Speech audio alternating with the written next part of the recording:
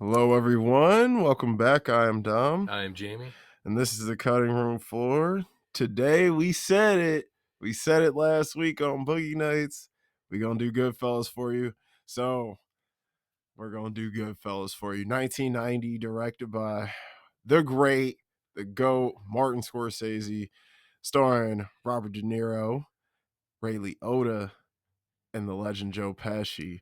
So Jamie, I pretty much forced you to watch this one, yo. So go ahead, Yeah. tell the people how you felt about Goodfellas. Well, the first time I watched it, because this isn't the first time we've recorded this.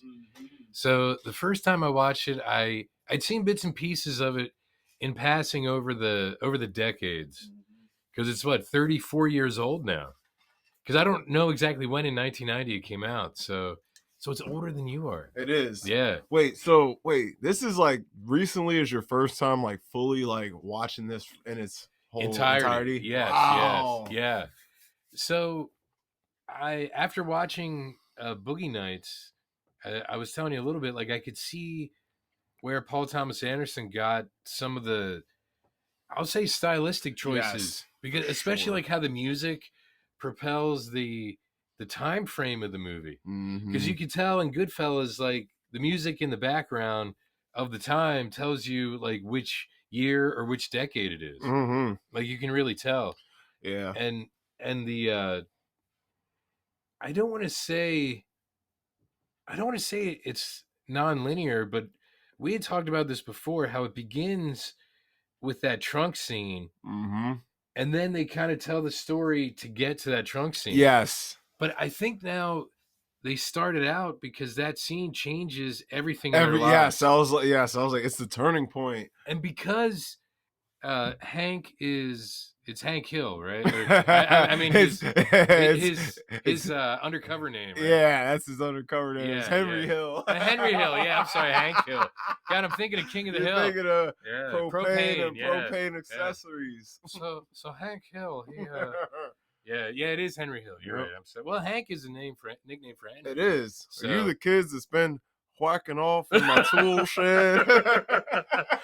Yeah, because he could also be Mr. Anderson from Beavis and Butthead. Ain't it the same guy? Yeah, pretty That's much. What I figured. Like I figured, ain't it the same voice actor? Yeah, it's Mike Judge. Yeah. Hey, Mike Judge is doing the voice of Hank Hill. Yeah. I knew he made the shit. I didn't know he voiced him. That's fucking great. Yeah, because he's Beavis, he's Butthead. I didn't know. I knew he was one of the two dudes. I didn't know he was him too. That's funny. Yeah, Mike Judge really changed. He's a fucking genius, honestly. We might have to do a Mike Judge episode. Dude, Office Space alone, Idiocracy. Come on, bro. Yeah, I'm definitely down. Because think about like Beavis and Butthead and then Daria. Just those two Daria's changed shit. Animated. Yeah, and then King of the Hill is incredible. Yeah. So, all right. Yeah. Sorry. So Henry, he Henry Hill. I realized because he's narrating it, I realized this time around, because I watched it again, like he's telling the story, it's almost as if like the audience is the FBI guys. Yeah. And he's narrating the story then, and he's probably thinking, like that scene in the beginning is probably him thinking of when everything changed. So the first thing you hear him say as the narrator is that iconic line. Yes. For as long as I can remember, I always wanted to be a gangster. Yeah, and that sets it all up. Yep. But I realized like that TB.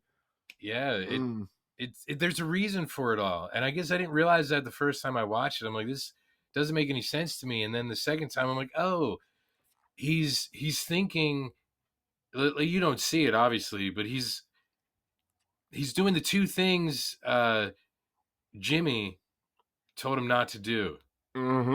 He's like, what are the two things you never do? Because after he's a kid and he gets arrested for the first time and he's in court. Yeah. He's like, what are two things you never do? You never rat out your friends. Yep. Always keep you your never mouth talk. shut. Yep. Yeah.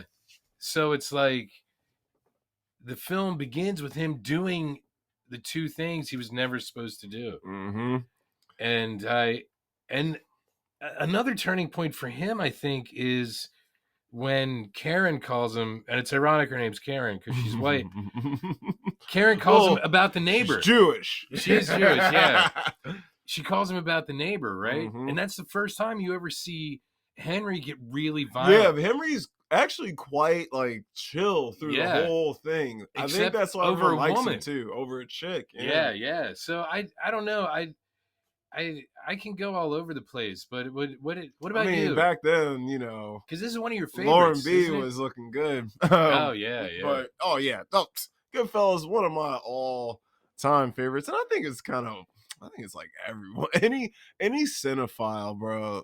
If you don't love Goodfellas, that's just crazy to me. When people say they don't like Goodfellas, I just question have they actually watched it?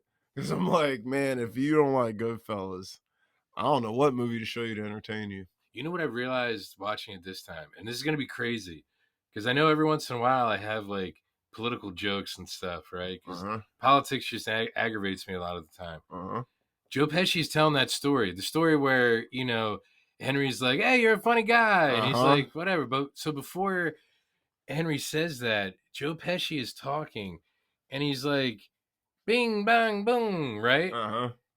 And it hit me. I'm like, "Oh my god!" Because Colt 45, he thinks a gun sounds like bing. He's done Mm-hmm. stupid speeches Mm-hmm. where he's making those same noises that Joe Pesci, as the honey badger that is Tommy, makes. Yeah. I'm like, does he think he's a gangster because of that?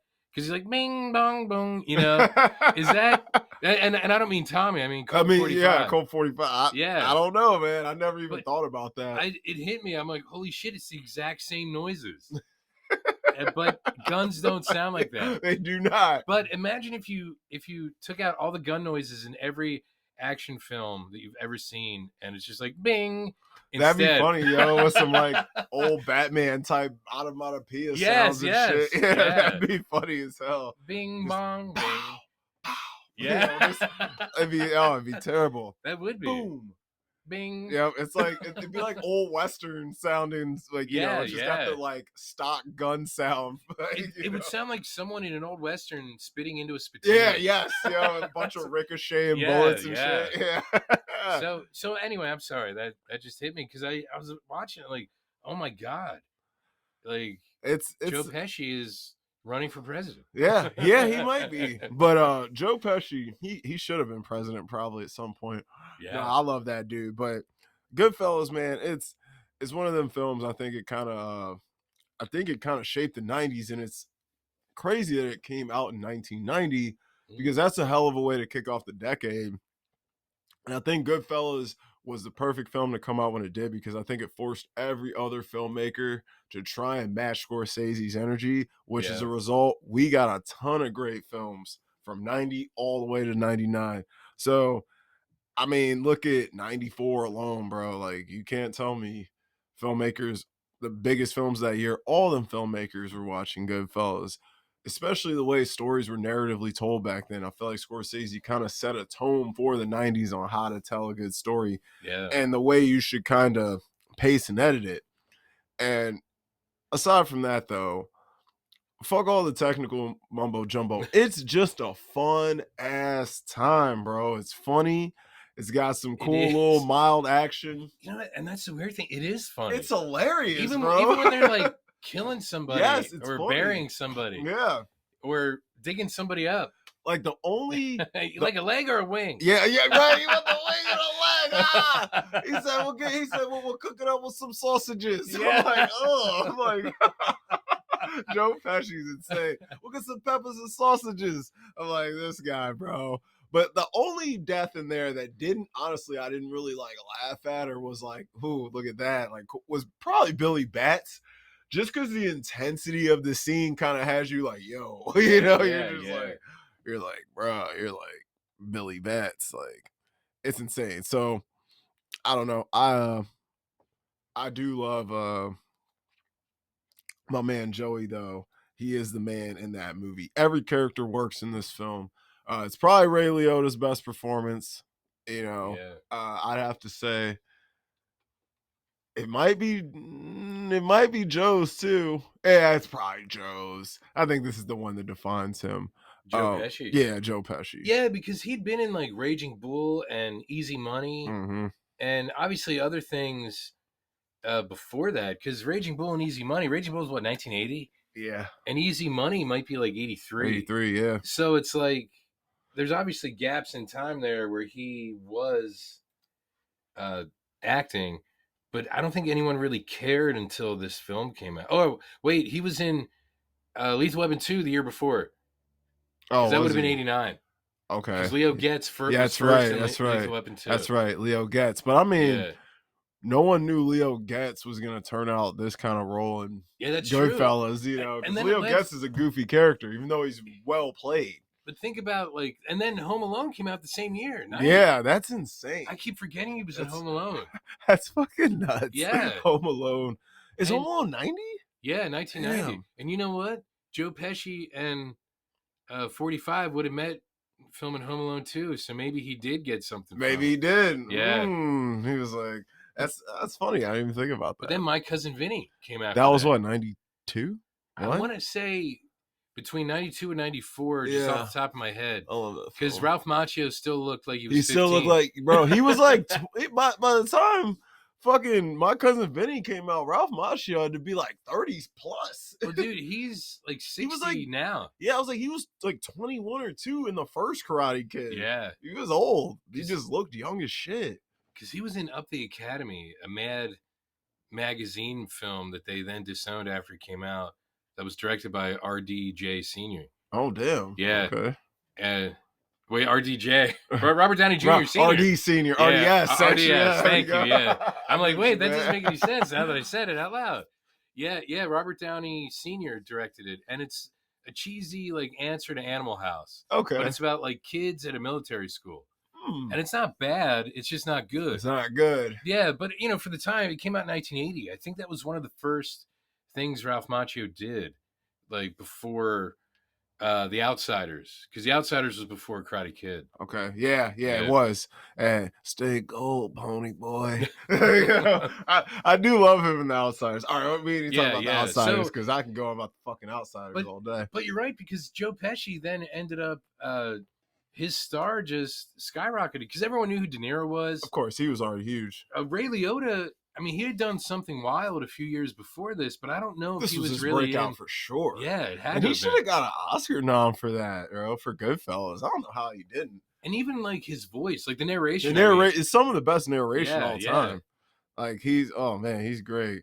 So she read on everybody, me, Jimmy, even her brother. I'm like, yo, his voice is perfect. For that. Yeah, because he's kind of like, and that's what made me realize it's more conversational. Mm-hmm. And that's why even like when Karen starts talking when she's when he asks her to hide that gun, I'm like, oh, because she's talking to the FBI too. Yes. So I'm like, oh, okay. I really... have to admit, it turned me on. I have to admit, it turned me on. Some of my girlfriends would have got out of there if their boyfriend had him hide a gun.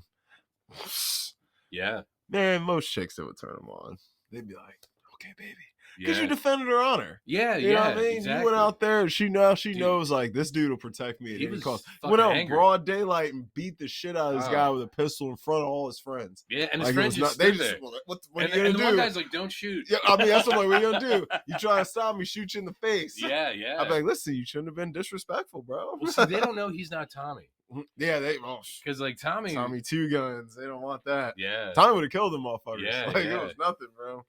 And but women will stir up the pot, because like you said, Henry was pretty much committed no violence, none, except for that. Yeah, against people. Like he blew up when he was a teenager. He blew up the cars. The cars and but stuff. I mean, that's whatever. He, but he wasn't beat like nobody up. Yeah, definitely wasn't killing people. Yeah, he doesn't kill anyone in the whole movie, does he?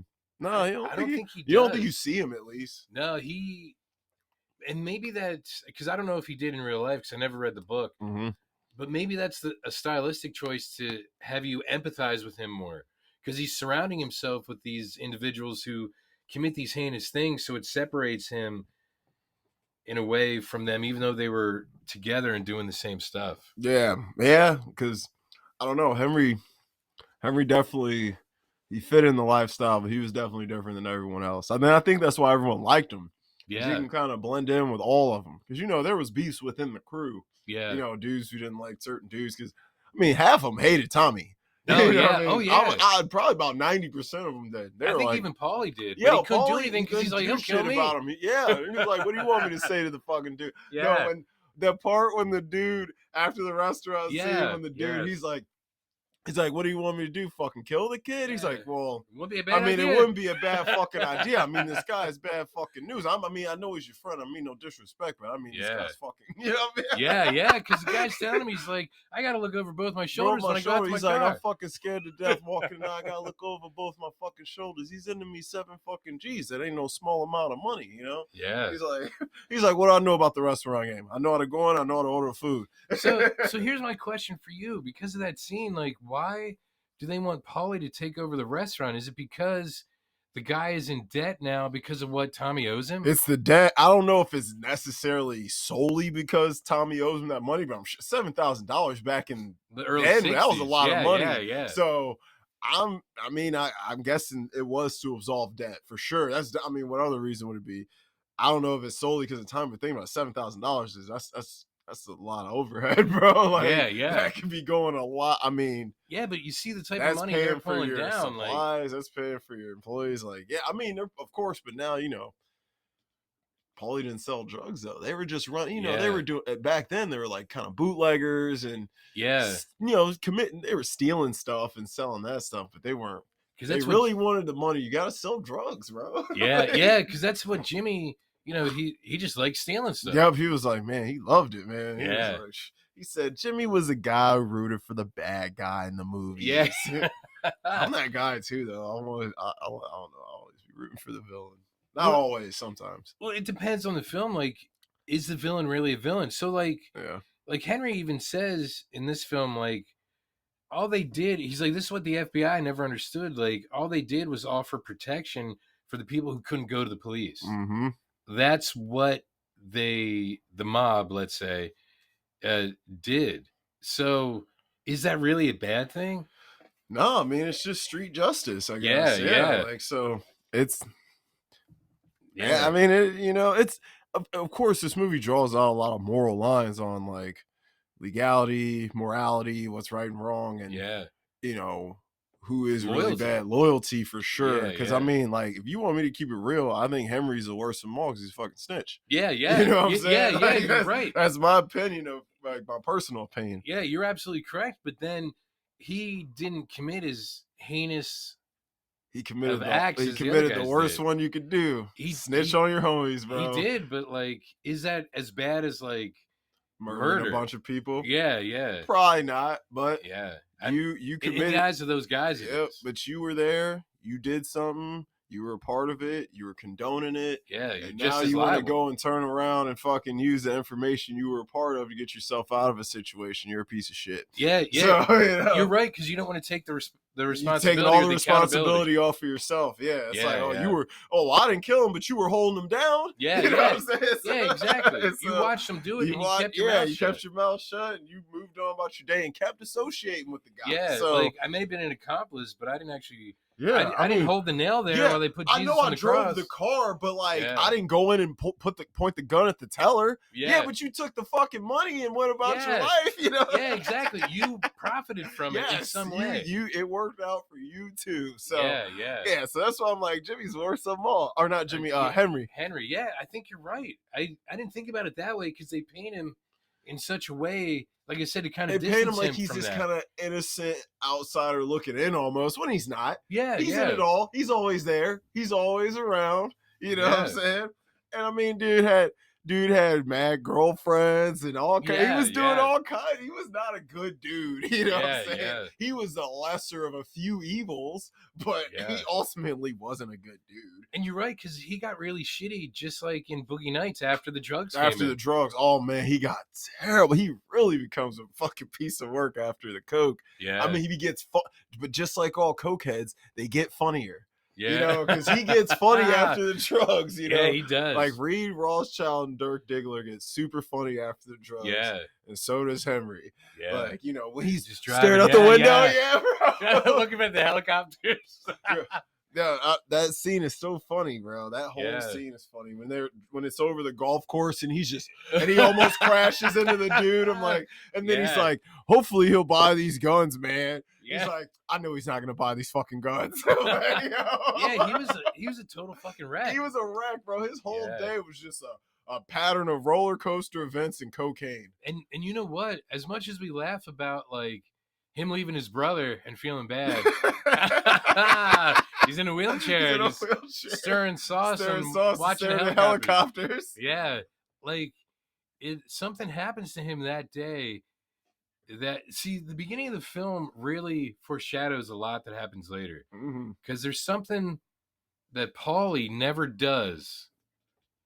He never uses a phone. No, he doesn't. And Henry's downfall is because that chick uses a phone. Using the phone, the house phone. The house phone, yeah. As Paulie would have, he literally had a payphone set up. Dudes were just waiting to answer the phone. Then he'd call you back later. Yeah. Smart. You know, you gotta be smart that way. And drugs cloud your judgment on that kind of thing. Yeah. You start getting careless and reckless. Like he forgot, I think, all the lessons that like Paulie taught him. Well, one, because of the drugs. Yep. Like, don't do drugs. Stay away from the drugs. Stay away from the drugs. It's honestly an anti-drug film at the end of the day. Actually, yeah, you're right. It is. And I wonder if Scorsese wanted to paint that picture because he had his own cocaine addictions. And by then, you know, he was pretty good in his life. And I wonder if he's like, you know, this is a good way for me to tell y'all, drugs are bad, okay? Yeah. You know, so he might have. So I don't know. It's just a thought. No, maybe that's why his mom acts in it. You know, maybe she's like, hey, you're straight now. I'm proud of you. Yep.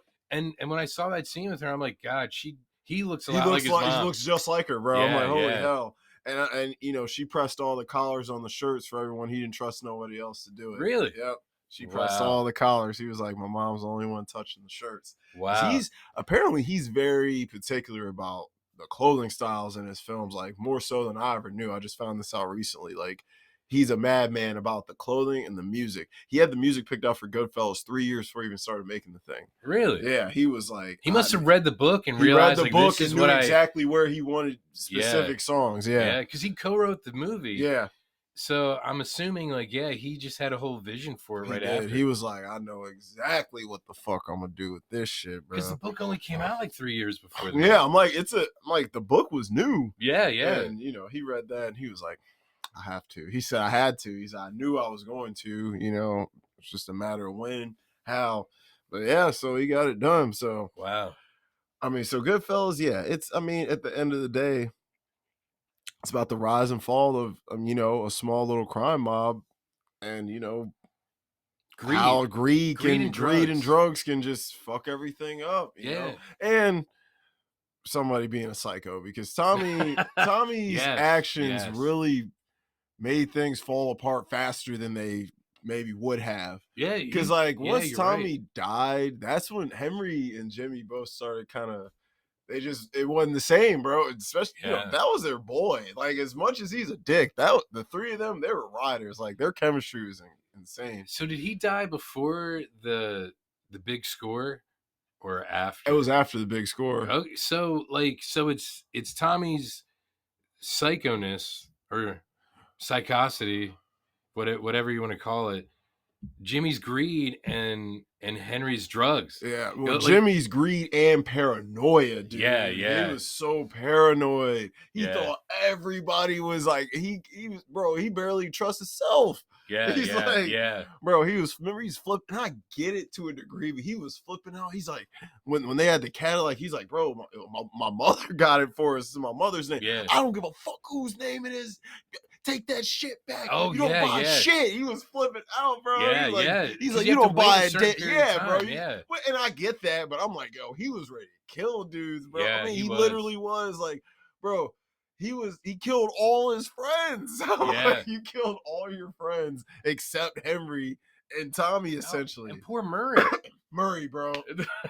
All Murray wanted was his money, bro. Yeah. That he was owed. Like, it was his idea. It was his idea. He just wanted his cut. He's like, I just want my cut, bro. I just want my cut. Murray got, they did him dirty too. He was like, he said, we can get some cheese danishes. He's like, yeah, they got cheese danishes, everything you want. Fucking with that wire. I'm like, God damn. Because he, think about it, he owed them money. And they were going to kill him to get the money, but then when they owed him money, they killed him. They killed him, right? Yeah. Yeah, it's like, wait a second, what? How does this work, Yeah, right? because remember, even his wife is like, I haven't She's seen like, I haven't heard seen him. from him. She's like, he ain't never stayed out this late without calling first. She Yeah, was like, I'm like, listen, a wife knows. They know yeah. their man. She knew something was wrong right away, And she's bro. going to the right people, but they're not going to tell you They're not gonna anything. tell you Just shit. like when Paulie is talking to Henry about Billy Bats, he's like, he came into the restaurant He's and like, we had some drinks. They left. yeah, yeah, They man, they had to know that. Like, that was Tommy's problem, acting on impulse way too yeah, much. Because, like, bro, if he would have been able to sit and think about this, he'd be like, we gotta do this another time. We yeah, can't kill him right here and there. All his boys was here. They yeah. all know he was here. Everybody's seen it. They seen us have a fucking confrontation in public. Like, Yeah, like, everyone's gonna put two and two together, and everyone knows how you are, Tommy. yeah, So yeah. And even though we never finished school, they won't think it's 22. They'll know it's 4. they'll know. Yes. Yeah, It was. like come on, man. It was insane. So, I mean, yeah. So let's talk about the characters. Okay, yeah, Let's that's talk about fine. the characters. So we'll start with the lead, Henry. So Henry, Irish Italian kid, Yeah, grew up idolizing the lifestyle these mobsters live, the clothes, the cars, the women, the money, all that, eating good. They all had big old stomachs because they all eating good. yeah, yeah. And Because that they could was afford to. they could afford. I was like, that Yeah, was a yeah, sign of wealth. So yeah. he's seeing all this, and he at a young age gets immersed in the lifestyle. Starts out small, doing little shit, running numbers, getting groceries, that little shit, and then you upgrade. Next thing you know, the kid's blowing up cars. Yeah, So yeah, selling cigarettes and blowing yeah, up I'm cars. selling cigarettes, blowing up cars. He's like, Yeah. he's making more money than his own fucking dad. You know Yeah, what I'm and saying? most of the people in his And most of the neighborhood. people in his neighborhood, kids, he's like 15 walking around Yeah. with suits on. Yeah, What 15 wears a suit every day?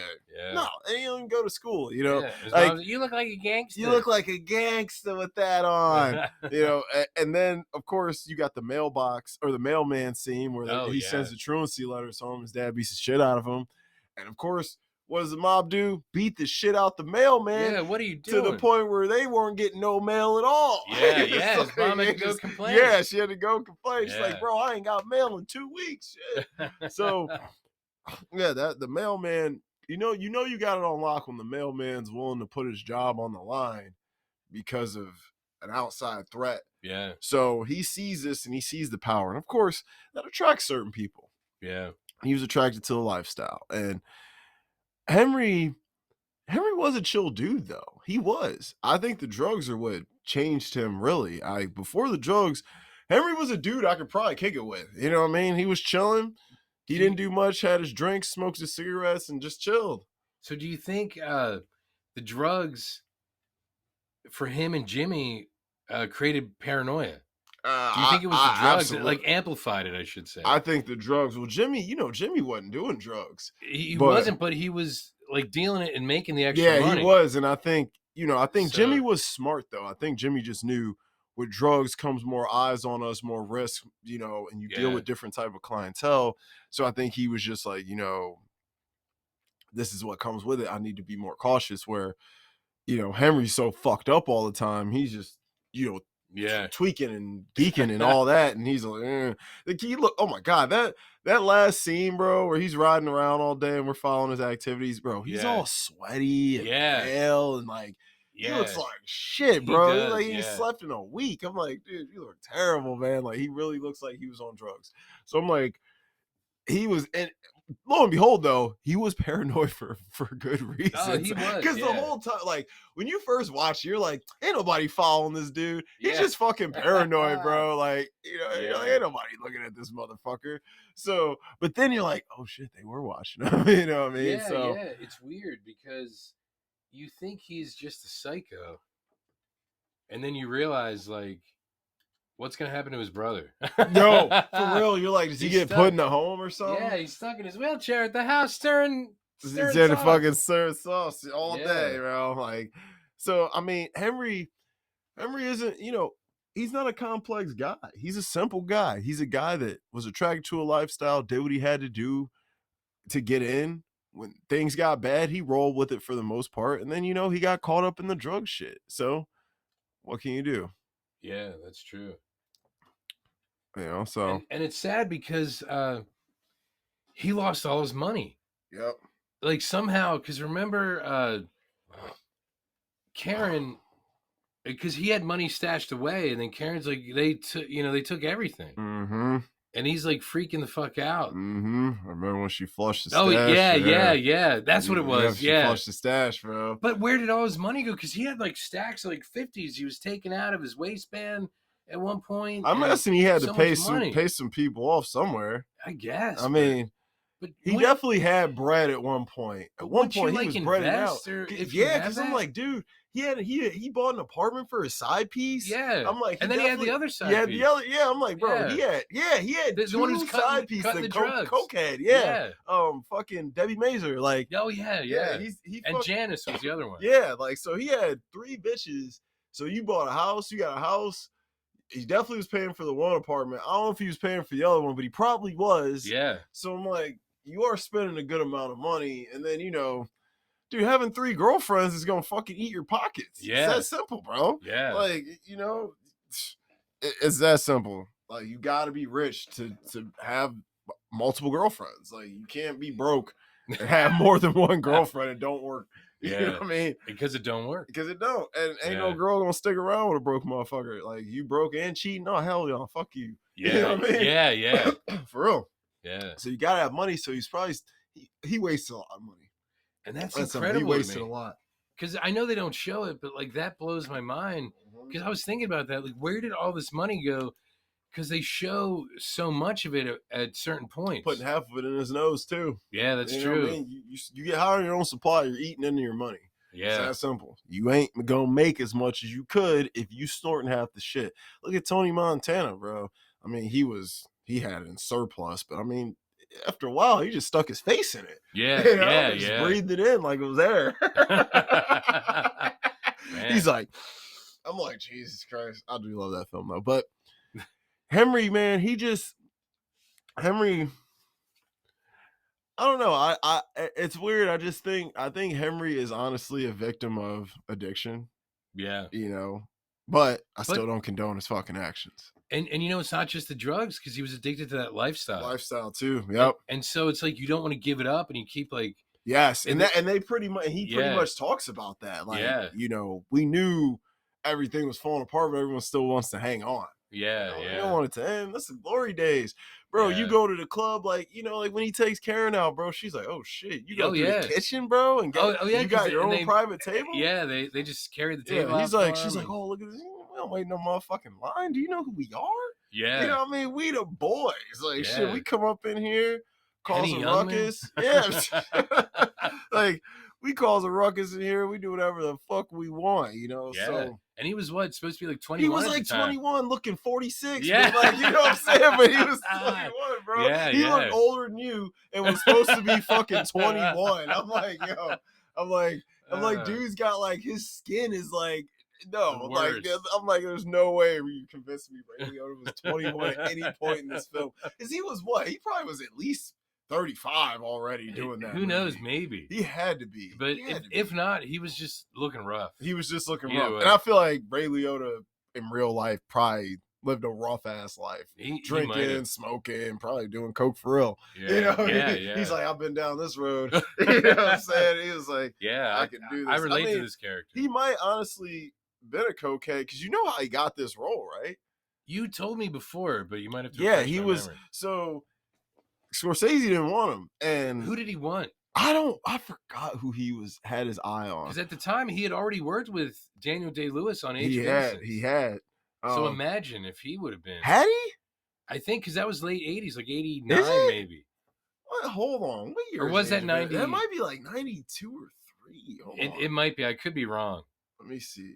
For some reason, I thought it was late 80s. 93, bro. Really? Yeah, that's what I was like. I think that's after Winona that. Ryder, that's Winona. Right? Yeah, I was like, Winona was a little bit, not older, but she was old enough to play that kind of a role. Older than Beetlejuice and Heathers. Yeah, than Lydia Dietz and shit. Yeah, so, because Michelle Pfeiffer was probably like early 30s and like 31. And that would have been right after Batman. Right after Batman, yeah. So, yeah, coming off of Batman right after that. So, all right. Yeah, so, I mean, I don't remember I forgot who he wanted or who he had his sights on, but yeah, so Ray, I guess he was begging Scorsese for the role, and he was like, eh.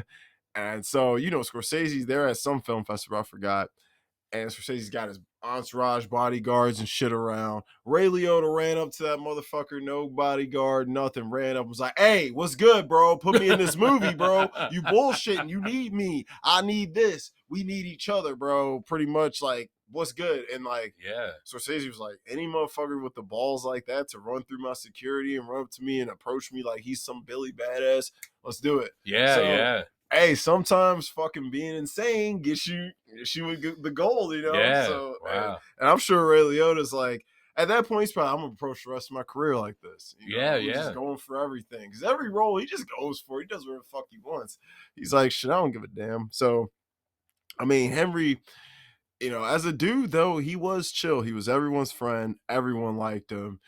Yeah. He was a good He was a middleman. good middleman for Yeah, sure. yeah. He was the guy who he was definitely the guy. He was like Amber Waves. If you need to go through the bigger guys, you go to Henry first. Yeah, he'll do it for you and probably get you some better results. Yeah. Because everyone came to Henry, talk to Jimmy for me, talk to Tommy for me. You know, yeah. He was especially Murray. Murray's like, you're the only dude I can talk to. These guys are fucking crazy. Yeah, You yeah. know, Yeah, so- that's true. He was the only really rational one. Mhm. He would he actually tried to stop some of the violence. Yeah. You know what I mean? Like with Murray, he didn't want Murray to die. No, He was like, bro, bro, don't kill Murray. Like he was like, and he's like, we got. And he was really trying to like. He thought he got Jimmy off his back. Yeah. Of course he didn't. No. You know, they went to get the cheese danishes, and that was that. But so he was a morally decent character until the drugs kicked in. Then the drugs kick in, and you become a total piece of shit. It's like he wasn't running game all crazy. Like he was running a little bit of game on Karen before the drugs, but once the drugs started, he didn't give a fuck. He was like, I got a life, but I got a bunch of others too. Yeah, that's true. I'm doing my thing. I don't give a fuck. Because he was on drugs when he wakes up and she's holding the gun yeah. on him, right? Oh yeah, yeah. That's one of the best scenes. Yeah. Oh man, Lauren Bracco was really good in that movie, man. Yeah, She was good. She was the only pretty girl in the movie too. Well, Just the whole she scene. points that Yeah, out. sounds like the whole scene where she's narrating and talking about all the dudes' wives. When you look at them, you're like, bad skin, bad hair, skin, outfits, everything. Yeah.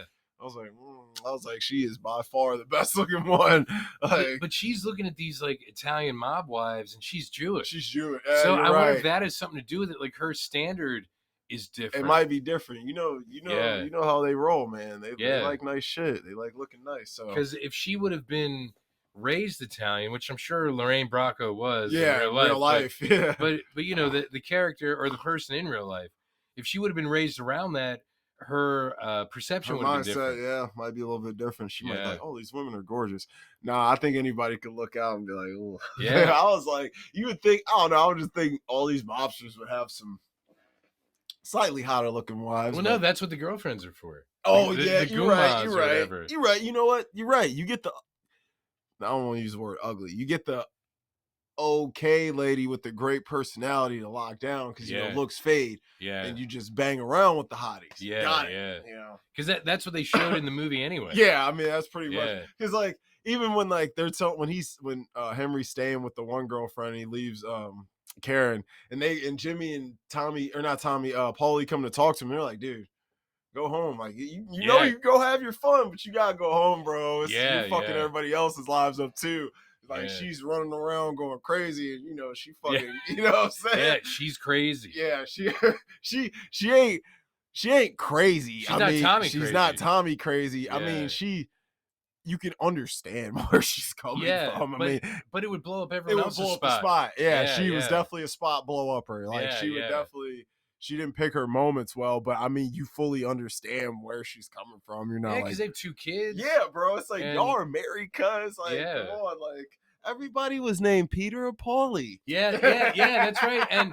And all the women were named Maria, and what else? It was Marie and something else. And but all their daughters were named that too. Yeah, and they're like, I'm like, you just name all your kids the same. Yeah, everyone's Peter or Paul. Peter or Paulie. It was crazy. We said this is Peter here. This is little Paulie. This is little Paulie Jr. over here. Paulie the third. I'm like, God, she did meet like 4 or 5 Peters and Pauls like in a row. But like, that was at the wedding, right? It was a wedding, and she's like, should we what about all this money? You say nobody gonna take this shit, girl. He's like, you know where you at? This is family. Yeah. Just get used to this. But motherfuckers hand him an envelope with $20,000 in it. That's like, where all your wedding money go, bro? Yeah, that's what I'm wondering. They should have had so much money, bro. Yeah, in the Like, bank, in just the kind of bank, collecting bro. interest. They literally should have had at least, like, back then, they should have had $250,000 they had stashed away. Yeah. Because, you know, $250,000 back then was some fucking bread. Yeah, that's you'd be a millionaire. Hell now. yeah, because I'm like, you know, you can get a nice house back then for $40,000. Dude, a new Mustang was like 2,500. 25, bro. Yeah. You can get a brand 64. new like Benz for like $8,000. Yeah. You know, like that year, brand new. I'm like, shit, you can get a shitty used car for $8,000 now. So yeah, I mean, Henry, the drugs really ruin him. You know, you see him change. His cheating gets worse, his paranoia, his health. He starts looking like shit. He starts making mistakes. He starts, you know, going behind people's back. You know, he broke his promise to Paulie about the drugs, and that was a real he wasn't big honest problem. with Paulie. He wasn't honest with him to begin with. Yeah, because you're right. He went behind his back. Right behind his back, and he kept promised, going behind his back. And Paulie knew. He's like, I know what the fuck you're doing. Stop it. Yeah. Promise me you're gonna stop it. I ain't gonna fuck around with niggas from Pittsburgh and fucking selling drugs and all that. So yeah, he was like, he knew what, and Paulie knew. He knew. Paulie's like, he gonna fuck up. Yeah, but he was trying to look out for him. Yeah, he was, because he did love him, but he's like, he knew, and then, but also at the same time, Henry got the realization, like, bro, like, these guys ain't always gonna have your back, because when he was in jail and Paulie got out, he was not looking out for her family, bro. Karen ain't had no money. The kids ain't had no money. She's like, nobody calls, comes by, check on us, nothing. Yeah, you're right. Mm-hmm. And maybe that's, did he start to do the drugs after that? After he got out of jail? I think he was already doing drugs when he was in jail. So maybe that changed his mindset too. Oh yeah, like, I thought you were supposed I thought to you were supposed to look out. You know, I'm going to jail for something you involved in. Yeah. So I'm hoping you'll fucking look out for my family. You can at least drop a couple bags of groceries off. You know, a week. You know, make sure they got some food. You know, drop a couple. Ain't nothing for you to drop a few hundred off. You know, every week or two. You know what I mean? You know, when I get out, you gonna get it back. Yeah. You know, one way or another, I'm gonna pay you back. Exponentially more than that. Yeah, I'm gonna fucking go out, do some crime for you, and fucking get you paid. So, you know, yeah. So, and I feel Henry on that too. Like, Paulie could have definitely looked out more. Yeah. You know, and I get Paulie had his own shit going on too. You know, he was locked up too. But I'm like, bro, but slicing garlic. Man. Yeah. You know, very, very thin. And, you know, so when you put it in a pan, it just dissolves. You know, he's a very fine system, actually. Yeah.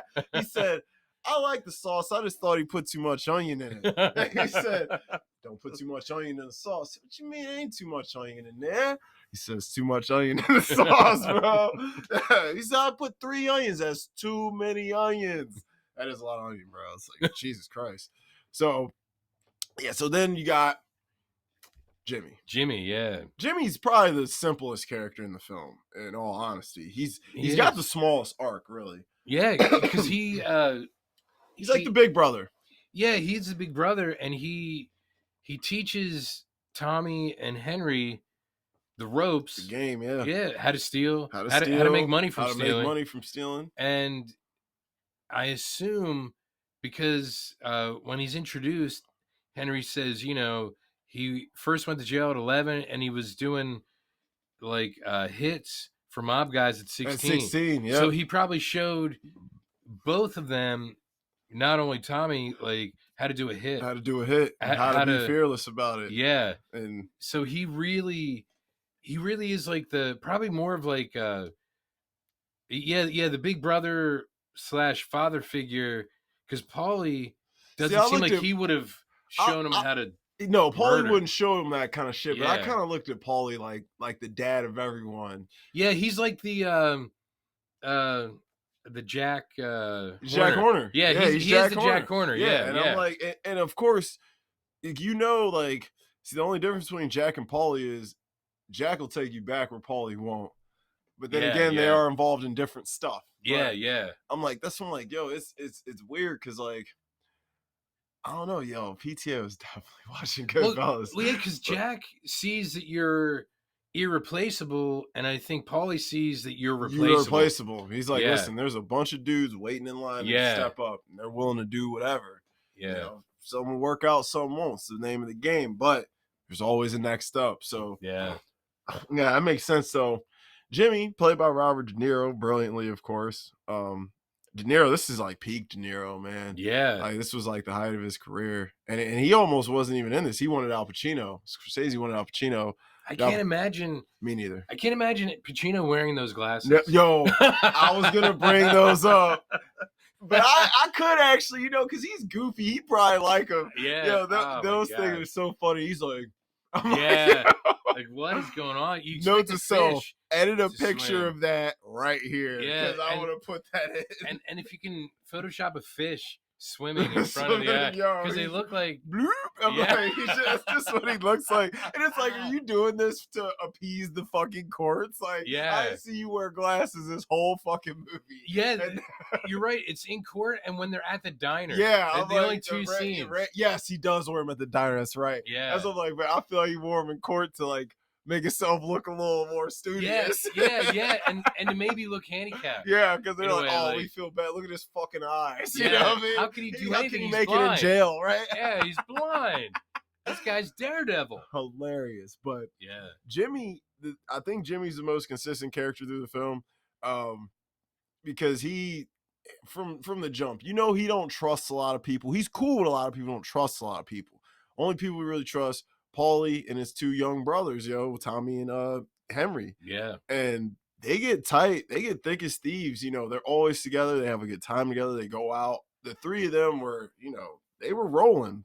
And you don't really know anything about Jimmy other than the business. The stuff. business. That's what I'm like. He's kind of Yeah. he's the most laid back, like as far as like the mysterious vibe goes.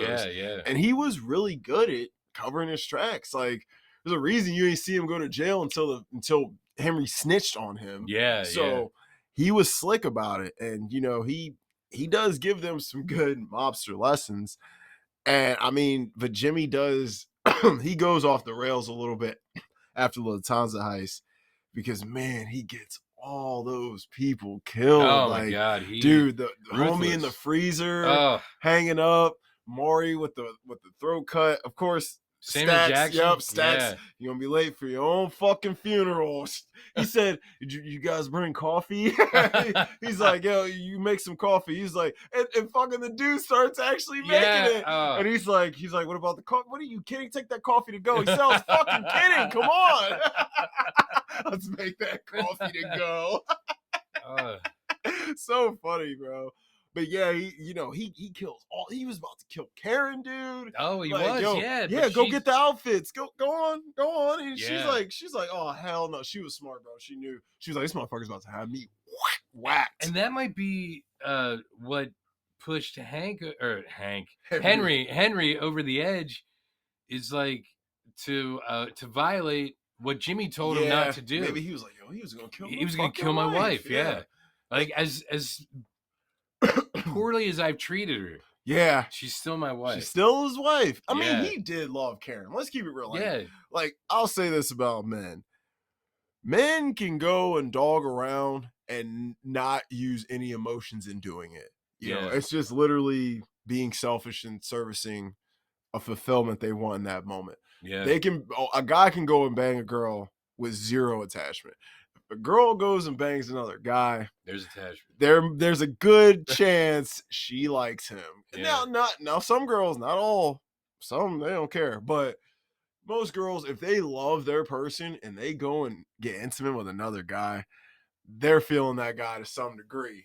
I'm just telling you that right now. Like, so yeah, even though Henry got me fucking saying Hank. Sorry. Even though Henry was cheating, he didn't care about them chicks like he cared about Karen. Yeah, no, especially not at all. Debbie Mazur's character. He didn't give a shit about her. She was just a cokehead. He used. Yeah, he used her to cut the product. Yeah, cut the product and keep the shit at your house. It was like a business arrangement. It was a more business than anything. arrangement, and we fuck on occasion. Yeah, So, and it seemed like that was just to keep her satisfied. Keep her so you could still satisfied. So you keep use her. Yeah, it was yeah. all. That was all for personal, selfish gain. Like he didn't care about her. The other chick, I think he liked a little bit. She was pretty. You know what I mean? Oh yeah, Janice. Yeah, so he liked her a little bit. But he wouldn't have left Karen for her. I wouldn't have left Karen for her. You know, Karen's a good wife, dude. Like, if you just did what you're supposed to do, she probably was fine. You know Yeah, what I yeah, mean? So yeah. I'm like, but you being, you know, you out till 3 o'clock in the morning on weeknights, and you know, you fucking, she knows you're banging other chicks, and she come to see you in jail, and she see the other chick's name on the registry. Like, Oh, bro, yeah. come on, like, you know, she like, I get her. I can't fault her for how she was Yeah, because acting. she put her entire life into that relationship. Yes, she did. And she risked her life, her freedom, her Yeah. everything for him. Yeah. And she loved him. Even when she had that gun to say, she's like, God, I was still so attracted to him. I Yeah. still loved him. Like, Yeah, yeah. like, But that's the only reason you get that upset. You only get that yes, upset at when people you you love. care. Yeah. Because if you don't care, You know, you're yeah. like, F See you, ya. leave. Yep, Yeah. see ya. Yep. Don't let the door hit you where the good Lord split That's you. what I'm like, listen, any couple, when they physically want to harm each other, they care about each other. They do. It may be unhealthy, but they fucking care. Yeah, You know, you're not gonna waste your energy on somebody you don't give a shit about. So yeah, that is true. what that is. But Jimmy, man, Jimmy, he was really straight. Jimmy didn't do drugs. You don't see him with no chicks, none of that. Yeah. He is like a jack almost in that way. Yeah, he is. You know, all about the business, ready to go. He doesn't like, I mean, I guess you see him have some drinks, but you don't ever see him drunk, plastered, you know. You know, he had his cigarettes, you know, whatever, but he was always about the business, always thinking about the next move. And you're right, because when he came in, it almost reminds me of when Jack and Amber go to the club, because he's going around to everybody like tipping the doorman $100 for opening the door. He said he gave him $100 keeping the ice cold, ice cubes cold. You know what I mean? Like, everybody got tipped. So, and Jimmy knew the game. Everybody gets hooked up. So when it's my time, I get hooked up. Yeah, and Jimmy had a lot of good connections, and he was funny, man. Jimmy was a likable dude, you know. As he got, you know, he got a little crazy. He got a little scary towards the end, but he was likable. I could see a young guy who is interested in that lifestyle taking to him easily, quick. Oh, yeah. Father figure, big brother figure. You're looking up to him. This is who I want to be. Yeah, exactly. Because he was like between 13 and 15 when he met him. Mm-hmm. And I say so Jimmy's supposed to be like late 20s. Yeah, like almost 30. There's no way Robert De Niro was late 20s. Hell no, he was like 45 in that movie. I was like, he was like 45, because Ray was probably like early mid 30s. Yeah. And Joe was probably like, Joe and De Niro aren't that far in age. So Joe was probably like 40 and De Niro was probably like 45. Wow. So yeah, something like that. I don't know. But yeah, I mean, Jimmy was a guy that, you know, you need a guy like Jimmy. He was smart. He was a planner. Yeah. He covered his ass. You need dudes like Jimmy in your circle. Like, especially if you're a criminal. You're going to get caught without guys like Jimmy. Jimmy's the one making sure loose ends are tied up. And you know why he probably did that? Because he knew he would never be a made man. Yep. Yeah. So he had to make sure he was irreplaceable or invaluable. He had to get made in his own way. Yeah. He's like, I got to make my mark. Yeah, like, you need me, and this is why. Mm-hmm. And it's like, you know, I never even thought about that. I didn't think about it until just now. He's like, because he and Henry would never be made because they're half they're Irish. Yeah, so like, because if Jimmy was Italian, he probably would have been made already by then. Oh yeah, so he would have been a top dog. So he could have whacked Billy Bats. Yep, he definitely. No one would have said nothing. Yep. Yeah. And then, I mean, God, it's one of the best scenes. We'll talk about that in a minute. Yeah. So fuck it. Let's get into Joe. Tommy. Yeah, Tommy DeSimone. The honey badger. The honey badger. That is what he is. Small but fucking insanely powerful and scary. Yeah. Dude, first of all, brilliantly played by the legend Joe Pesci. We all know this dude. Joe Pesci gives a performance in this movie that's honestly to die for. It's one of my all-time favorite performances. The Oscar was well-deserved. He couldn't be denied that year. And I love his acceptance speech. All he said was, "It was my privilege." And that was it. Yep. And walked off. Wow. Wow. Like, my guy. That's some gangster shit. Wow. That's something Tommy would say. Yeah. You know, he stayed in that character. Joe brought some energy to this character, to this movie, that without him, this movie wouldn't be as iconic as it is. Yeah, you're right. Joe Pesci is a big reason why people love. He's the most quotable character. He's the funniest character. Yeah, I'm funny how. like a clown? Do I amuse you? So like he's like oh, almost had this brick. No, Yeah. so Joe he's and the way he can emote, switch up his attitudes at the snap of fingers, like his acting style in this movie reminds me of Toshiro Mifune from all the Kurosawa films. Yeah, yeah. That dude can switch his emotions in a film so quickly. Tommy will have you laughing and then have you fucking on edge, literally at the blink of an eye. And the way I don't know how because the real Tommy was like 6'5" or some shit, and Joe's about a foot shorter than that. Yeah. So, but everyone said this dude brought 6'5", 250 energy like none other. Everyone who really was involved and knew Tommy and seen the movie was like, bro, that's exactly how he was, bro. Really? They were like, Joe nailed that. So do you think Henry? I don't know if he was, but was he like a consultant on the film? The guy who wrote the books and stuff? I think like would that be safe if you're in... I actually do think he did speak. Yes, he was, because he spoke to Ray Liotta. Okay. They spoke, and I think he spoke with Scorsese too, and I think De Niro spoke with him too to ask him about Jimmy. Yeah. So that makes sense as to why Pesci would be able to do that if he got it from the guy, from the source. Yeah. He's like, this is what he was like, and this is how you have to play it. Because wasn't he sort of like that, Pesci? I mean, in Casino, he was sort of like the small crazy ass. Yeah.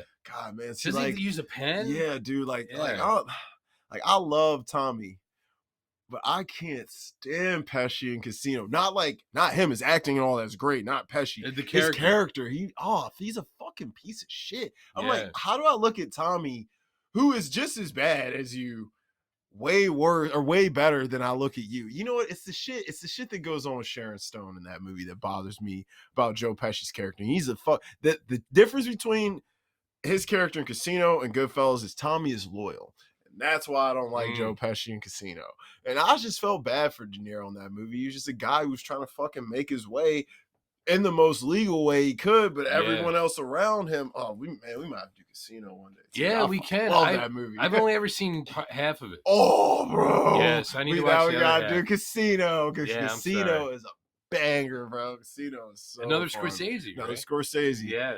That one's long. That's like almost 3 hours, right? I was like, that's about 3, but it flows. Yeah, look, we're used to films of that length now. I mean, back then, not being the mid-90s, but like, I mean, like in the 60s and stuff, you have like Cleopatra, Ten Commandments, Lawrence of Arabia, Dr. Zhivago, Sound of Music. Yeah, like, there was a bunch of 3.5, 4-hour films. They would always have intermissions and stuff. So, shit, Seven Samurai. All these bunch of long ass fucking films came out. So like, knowing Scorsese to make a film of that length, it doesn't, like Killers. Yeah, like, if Scorsese's making a movie that long, I don't care. I know I'm gonna like the whole thing. But he grew up with all these other, like, that's what filmmakers did to tell a fucking story. Tell a full story. And that's why a lot of those are considered some of the best films ever made, because you get a full, so you really feel it. It takes you in. Yeah. That's what I'm like, if I don't give a shit how long a movie is. If it's good, it's good. We can roll. Yeah. But Tommy, man, Tommy is a psychopathic, murdering, killing, freak ass motherfucker, bro. But you know what? He's also a mama's boy. He's a mama's boy. He's loyal. And if you're his friend, he got your back, bro. He ain't gonna let shit happen to you. He's the kind of friend that everyone should have. Yeah. When some shit goes down. Because he gonna have your back and not give a fuck. He ain't gonna snitch. He gonna ride. You know why I ain't gonna snitch? He gonna be the one doing all the most fucked up shit. Yeah, so it's like you're the one who you're the one. Snitch. Yeah. He's the type of friend that you kind of scared of, but at the same time you love him to death, because no matter what, when shit hit the fan, he gonna be right by my side. Yeah. And as fucked up as he is, and as much as the shit you see him do some really heinous things. Yeah, you do. But you can't help but love him. He cracks you up. Yeah, because even with Billy Batts, you empathize with. I empathize with him. Yeah, because he he's trying to be civil at That first. was that was his biggest attempt at not going crazy on Yes, someone yes, because yeah. he knew who he was dealing with. Yeah, But yeah. he's still, and it makes sense for a guy like that. He always felt he had something to prove. Like the Yeah. real Tommy and in the film, they always felt they had something to prove. And like, I wonder why though. What does that drive just in people in general? Like aren't why don't people think that they're good enough? Like and there's no real answer. It's really just a no. rhetorical question. Like what is it in people that drives them to think that way? Cuz I feel like that affects more people in society now than ever before. Like people Uh-huh. just feel inadequate just because they exist, Just and because it's they like, exist, but dude. you're It's enough, right? like I'm enough, Yeah, you know. But yeah, that's exactly right. yeah, it is insane. Like Tommy never felt like he was enough, and I'm not really sure why. But there's some people like that. There's some guys like that who are like, no matter what, everyone around me never can see me at any weak moment. I don't want to show no signs of weakness. Some people think once someone sees you cry once, exhibit a moment of weakness once, that's what you are. That's what you're defined Yeah, by yeah, now. It don't matter you killed 45 people yeah, last week. You cried one time. I saw that tear. You're a bitch. You're yeah. soft. Now people are You going to cried at expose the end you. of West Side Story, Yeah, bro. motherfucker. Yep. How dare you? How And it was dare when you? Tony died, not Yep. even Maria. It's like you're soft. You're weak. Yeah, yeah, So I don't know, man. It's a terrible mentality to have, but unfortunately, in this day and age, I think more people than ever have it. yeah, But what can we do? yeah. That I don't know. I don't have any answers. I mean, Tommy. I mean, honestly, we're gonna talk about Tommy more in the rewatchable scenes because he is kind of the center of a lot of them. Yeah. Do you want to get into it? Because Fuck it, those are let's the do three, it. and we talked about Karen a We little talked bit about Karen a because little bit. they're about the We four. actually the four main characters. Yeah, Yeah, we yeah. broke them down. Fuck it. And even Paulie because he's peripherally Yeah, involved he with is. He everybody. is involved, and we kind of talked about his role too. Yeah, we actually broke Yeah. it down, broke the characters down. F it. MVP of the film. Who you got? It would have to be, I think, Pesci Pesci is a man. and Scorsese, really, because Scorsese, like, after I don't really remember what he did before this. I mean, I do, but I mean, other than like the last one I can think of before this would have been like After Hours? the King of Comedy. King of It Comedy. would, No, it would have been King of Comedy. but no, After Hours would have been after the King of Comedy. I think it was right before. Was it? What? Wait, King of Comedy's what? 80. I want to say 88? like 83. Shit, is it that old? I think it might I be. love that movie. So After Hours was probably after King of Comedy. So like It's 82. You're right. After Yeah, Hours is okay. after King of Comedy. So I don't know if he really did much. And then this, I think, really put like an AED and like kick-started his career, jump-started it. Yeah, because After Hours is 85. And I mean, because he had, he was kind of doing some weird stuff in the 80s. Because like after Raging Bull, he got really experimental. Yeah, Especially Raging Bull with was After incredible. Hours. Yeah, After Hours was a very experimental film. It was for him at that time. That definitely seemed weird. I mean, if he made a film like that now, it would feel weird. But it works. What's after? Is that Griffin Dunn movie? Yes. Yeah. Okay. It's actually really funny. Yeah. I really I enjoy it. Is It's that just a vampire movie or something? I forget. No, I'm thinking of that Catherine Bigelow movie. No, that's After Dark. After Dark. Yes, that's okay. a good one. After Dark. All right. So that's Near Dark. Sorry, Near Dark. Okay. After Hours. It's about this dude. He works his job. He's alone. He's just a regular guy. He goes to a little diner, meets this girl. He gets her number. He calls her that night. She invites him over. And after that, his night just goes insane. And he ends up Really? meeting a whole bunch of random people and random shit happens to him. And he's just trying to get home. And every time he gets close, something fucking happens. Really? And it's really funny. And there's a Catherine O'Hara's in it randomly. Really? Yeah, randomly. Wow. Young Catherine O'Hara. Wow. We saw her yesterday in the Argyle. mom in Argyle. Yeah. Oh, side note, guys, we saw Argyle. Maybe we'll talk about it a little bit in the episode. Yeah. It was decent, guys. If you like a little popcorn, summer type fun little flick, it's not bad, but it's not gonna break any, it's not breaking the mold. It's nothing to write Yeah. home about. But If you like the Kingsman movies from Matthew yeah, Vaughn, it's a great addition to it. if you like Kingsman, yes, it's a nice little addition to the Kingsman franchise, essentially. Yeah, yeah, because it's another spy movie from Matthew Vaughn. Yeah, and Bryce Dallas Howard is looking insanely beautiful in it. My lord, I couldn't. And look, Man. even blonde. Even blonde, And bro. Man, what really strikes me about like the scenes when she has blonde hair in it, they have her in like a yellow dress and it yep, works. it works. You'd think it would clash in Dude, some way. that blonde hair with the pale skin, it just worked. It worked. Yeah, But the yeah. red, I'm a red man. The Yes, red, you are. She was. If this was a Wu-Tang clan, you'd be Red Yes, Man. I would be Red Man, even though he wasn't in the Wu-Tang tank. Oh, Technically, Method Man was not Method Red. Man, not Red Man. So what's Red Man from? Red Man's just a homie. Oh, really? You know what I mean? He's just like an affiliate. Yeah, but Oh, he wow. technically was never in the original 9. Oh, that's crazy. Sorry. No, it's all good. But crazy enough, like, we get probably one of Sam Rockwell's funnier and one of his better performances in the last few years. As a leading man. As a leading man. He really carried the film, I think. Bryce, obviously, she was good, and she looked great. But I think Sam Rockwell was the heart and soul of that film, though. Yeah. So just a little side note for those who are wondering about Argyle. Is it worth your money? Maybe not.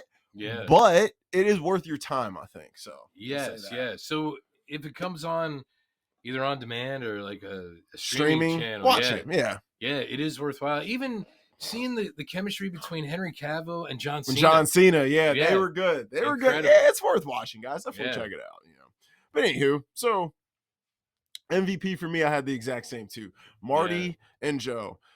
Joe, he brought an energy to the film that was just much needed, loved, and appreciated. And Marty's his vision, his direction, his ideas, the way he was so detailed with this damn movie, and he knew exactly how everything should look, sound, move, and play. Well, he kind of grew up in that. Yeah, this is a personal story to him. Yeah, yeah. And it shows. It shows when you can tell when an artist has lived through the mediums they're putting out in front of you, and you can tell Marty, he's seen some of this stuff growing up. I'm sure from a very far outside looking in perspective, because now the dude's a director, and he's been doing it a long time. But he's seen this stuff. It obviously shaped him. He's made a few movies about this type of subject matter. After Hours, Casino, Goodfellas. The Irishman. We've had him, but he's also done a lot of other stuff. Like we were just talking about After Hours, Last Temptation of Christ, Age of Innocence, Cape Fear.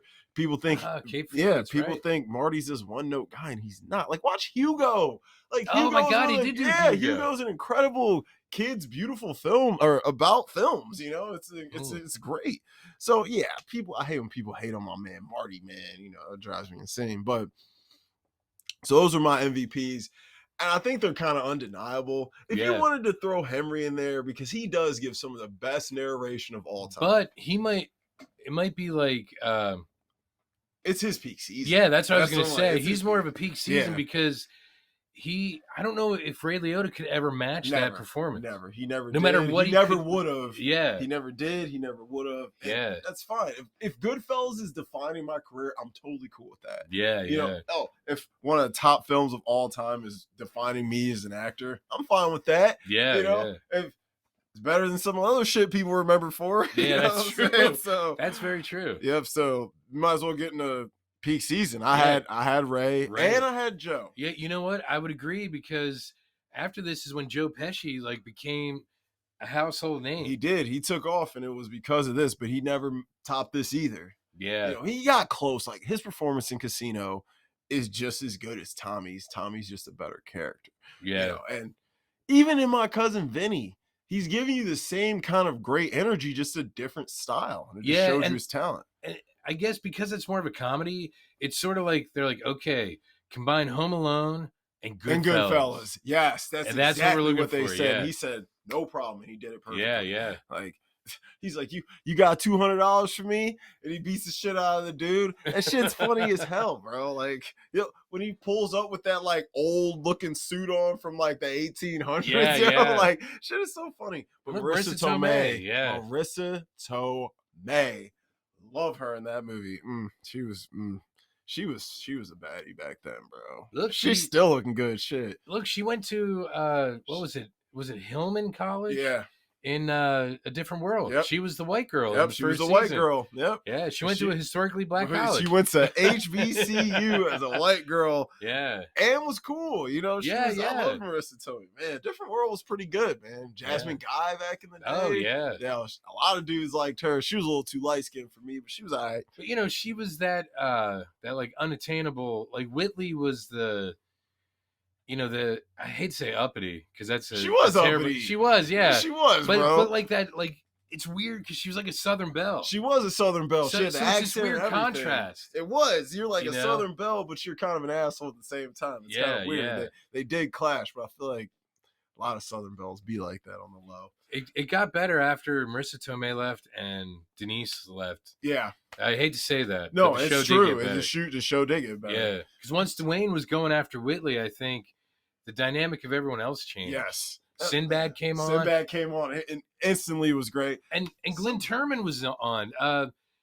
The smart kid from Cooley High. Cooley High. Oh, yeah. Cooley High's a good one too. Yeah, that is a good one. Man, that's Coachy. Man, you were Coach. Come on, bro. You were on your black shit back in the day. Fucks with it. Yeah.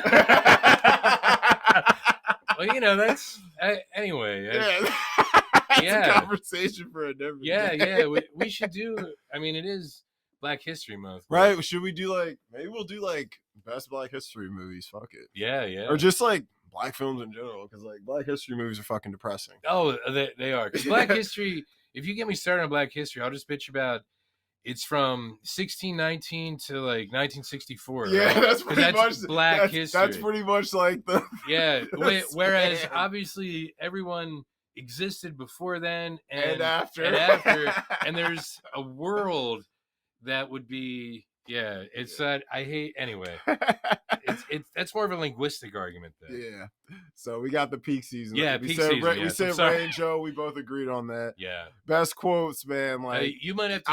I can run through these for you. I can do this for you. You know, one of mine is all the names. All the names. Yeah. Andy the Wop. Andy the Wop. Yep. Jimmy 2 times. Freddie No Nose. Pete the Killer. Yeah. Pete the Killer, bro. Freddie No Nose. Yeah, and the dude had a nose. He had a nose. I'm like, why? No, what? Jimmy 2 times is hilarious. I'm gonna go get the papers. I'm like, and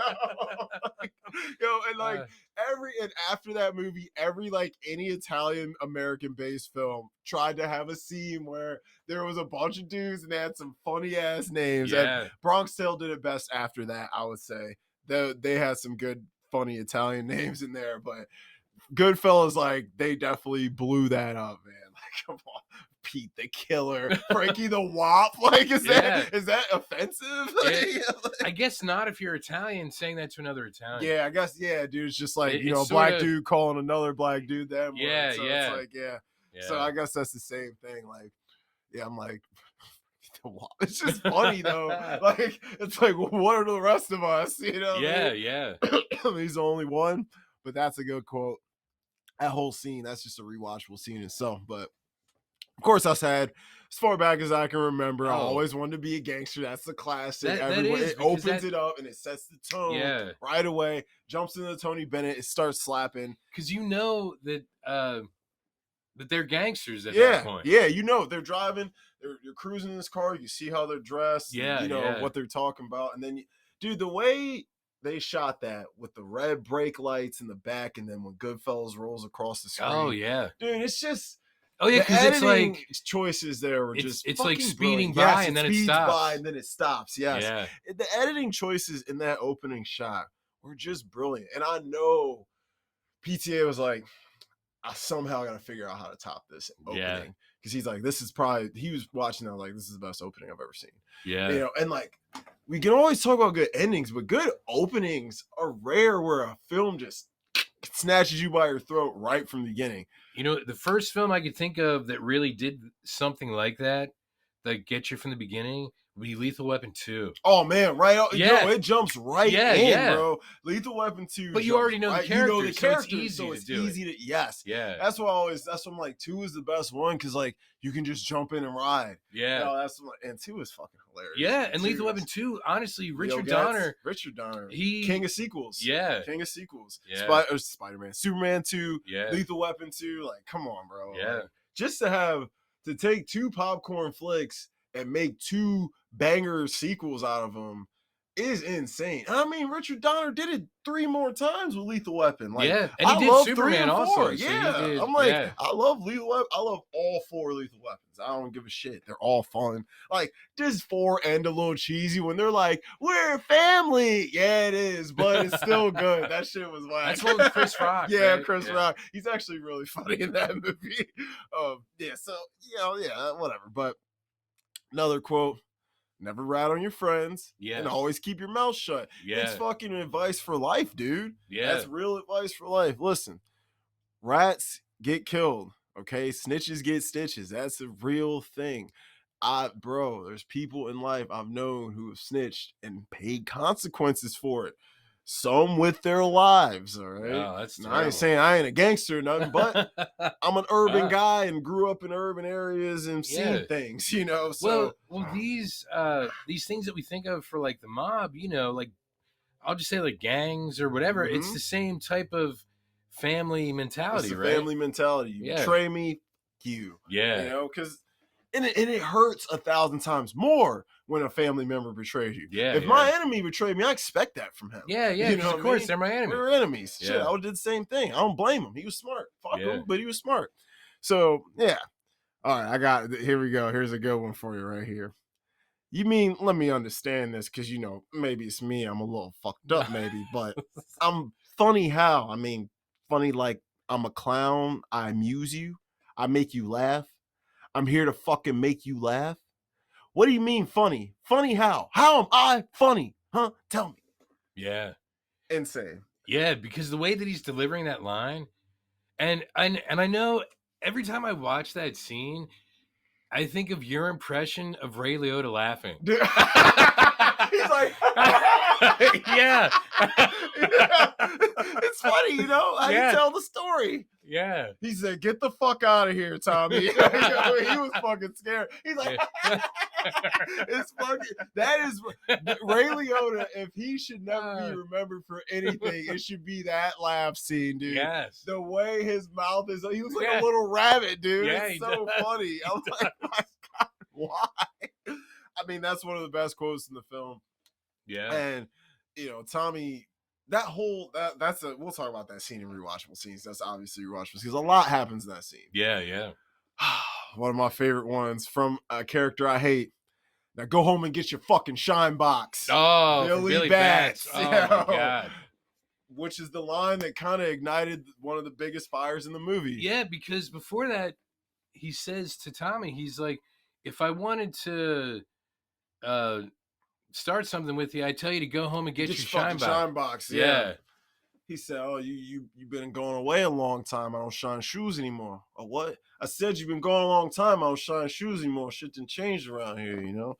He said, "Oh, I ain't being disrespectful. 1 minute ago we're hugging and kissing and all that." And I mean, and even fucking Jimmy calls him out. He's like, "Dude, you insult him a little bit. You're being a little bit disrespectful, dude." Which he was. Yeah, I'm like, bro, that was the one time Tommy was actually not doing shit. Yeah. He was like, that's true. It was the one time, and of course, you get out of jail. You've been gone for a minute. Like he said, you don't know what the fuck's been going on around here, bro. I ain't a fuck. You see what I'm wearing here? Yeah. I ain't a shoe shiner. I fucking do jobs, yo. Yeah. I'm out here getting money. He probably got more money in his pocket than Billy Bats did. Yeah. So I'm like, yeah, because that motherfucker just got out of jail. I'm sure your homies put a couple bucks in your pocket, but you still hot. The cops still looking. You know what I mean? They gonna make sure you ain't gonna. You know you. So I wonder. I wonder if they knew, like cops, knew that Tommy did that. Like if they were watching him after he got out of jail. Maybe. Just in real life. I don't even know. Maybe. Because like I know the real story. They say like Billy Bats and Tommy were actually like business partners before Billy Bats got in. Oh, really? And like they say the argument really was more over something that happened before he went to jail that was kind of unsolved. I don't know Oh, okay. 100%. You know, I can't. Yeah, yeah. But that's what I think that's what they were saying. I have to read the book, which I would. It would probably be really good. Yeah. Wow. All right. You be late for your own fucking funeral. What you looking at, huh? Come on, make that coffee to go. I'm fucking kidding. Come on. Yo, that scene is so funny. Did you guys bring coffee? I'd be like, dude, he was 2 hours late. Yeah, we brought coffee. Get the fuck up, bro. Another one. All right. You know, we always called each other good fellas. Like you say to somebody, you're going to like this guy. He's all right. He's a good fella. He's one of us. You understand? We were good fellas, wise guys, which is another line in the film that's very important to the film and the mentality of the film and the mindset that these guys lived in. That is how they looked at each other. They looked at each other like, we're good guys. Yeah. We're not bad people to each other. This is my boy. This is my brother, my friend, my family, man. I'll do anything. I'll die for this dude. We're good fellas, you know? They look at themselves, you know, and like they weren't all bad. You know these guys. Like you said, Tommy took care of his mom. You know his mom ain't never want for nothing. Oh, you know, yeah, he's probably sliding money under the door. You know, probably anything, mom, what you need. You need this, that, no problem. You know, any of that. These guys probably taking care of shit, putting groceries in people's houses, taking care of a little old lady down the street whose husband died. In a way, they're like Robin Hood. They're like Robin Hoods. They really are. I mean, like, because I mean, when you watch a lot of these, you know, old Italian movies, a lot of them do good shit for their neighborhoods. Yeah, you know, they put money back into the neighborhoods. Yeah, and that was the point, though, because you know when they started, wasn't it like The Godfather, and in The Godfather 2, don't they show like the anti-Italian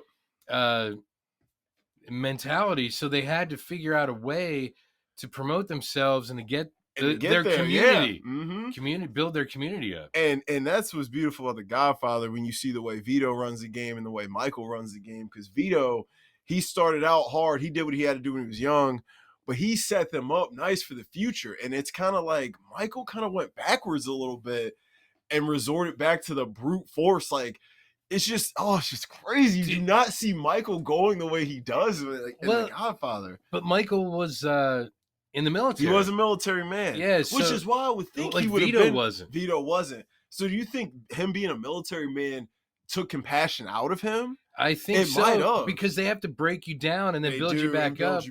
So they take those emotions out of it so you can murder. Yeah, you basically. Because you want, like, in the first one, like when it's time for Michael to put the work in, he is like, yo, fuck it, let's do it. Gun in the bathroom, I'll kill this motherfucker. Yeah. I mean, he went and did it. Like, he didn't give a shit. Like, and then by 2, he's just a fucking menace. You're just like, oh, he don't give a shit about nobody or nothing, bro. Yeah. Oh my God, bro.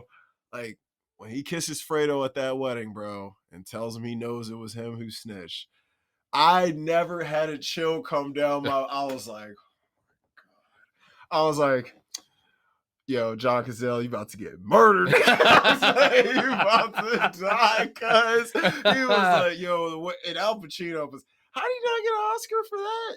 He didn't even get an Oscar nom for the first one. Really? Yeah, and fucking Brando won, and like he was great, but I'm like, dude, he's in the movie probably it's a 3-hour movie. He probably has 40, 45 minutes of screen time. Yeah. So well, in the first one he dies. So he maybe dies, that's what it is. I mean, it's his death scene. That was really the way he fell in the garden, bro. Yeah. Oh. Anyways, we'll do a Godfather episode eventually. Yeah. Covering Godfather 3 is gonna suck. No, well, the first 2. We just do the first. We could do the first 2 because Sofia Coppola's so bad. Anywho, she's a great director, though. Great director, yeah. She was behind the camera girl, just like Roman Coppola's a great writer. Yeah, great writer. Yeah, he's great. Him and Wes, man. Yeah, you know, Anywho. All day long, poor guy's been watching Helicopters and tomato sauce all day. Poor brother. Throw that one in there. Yeah.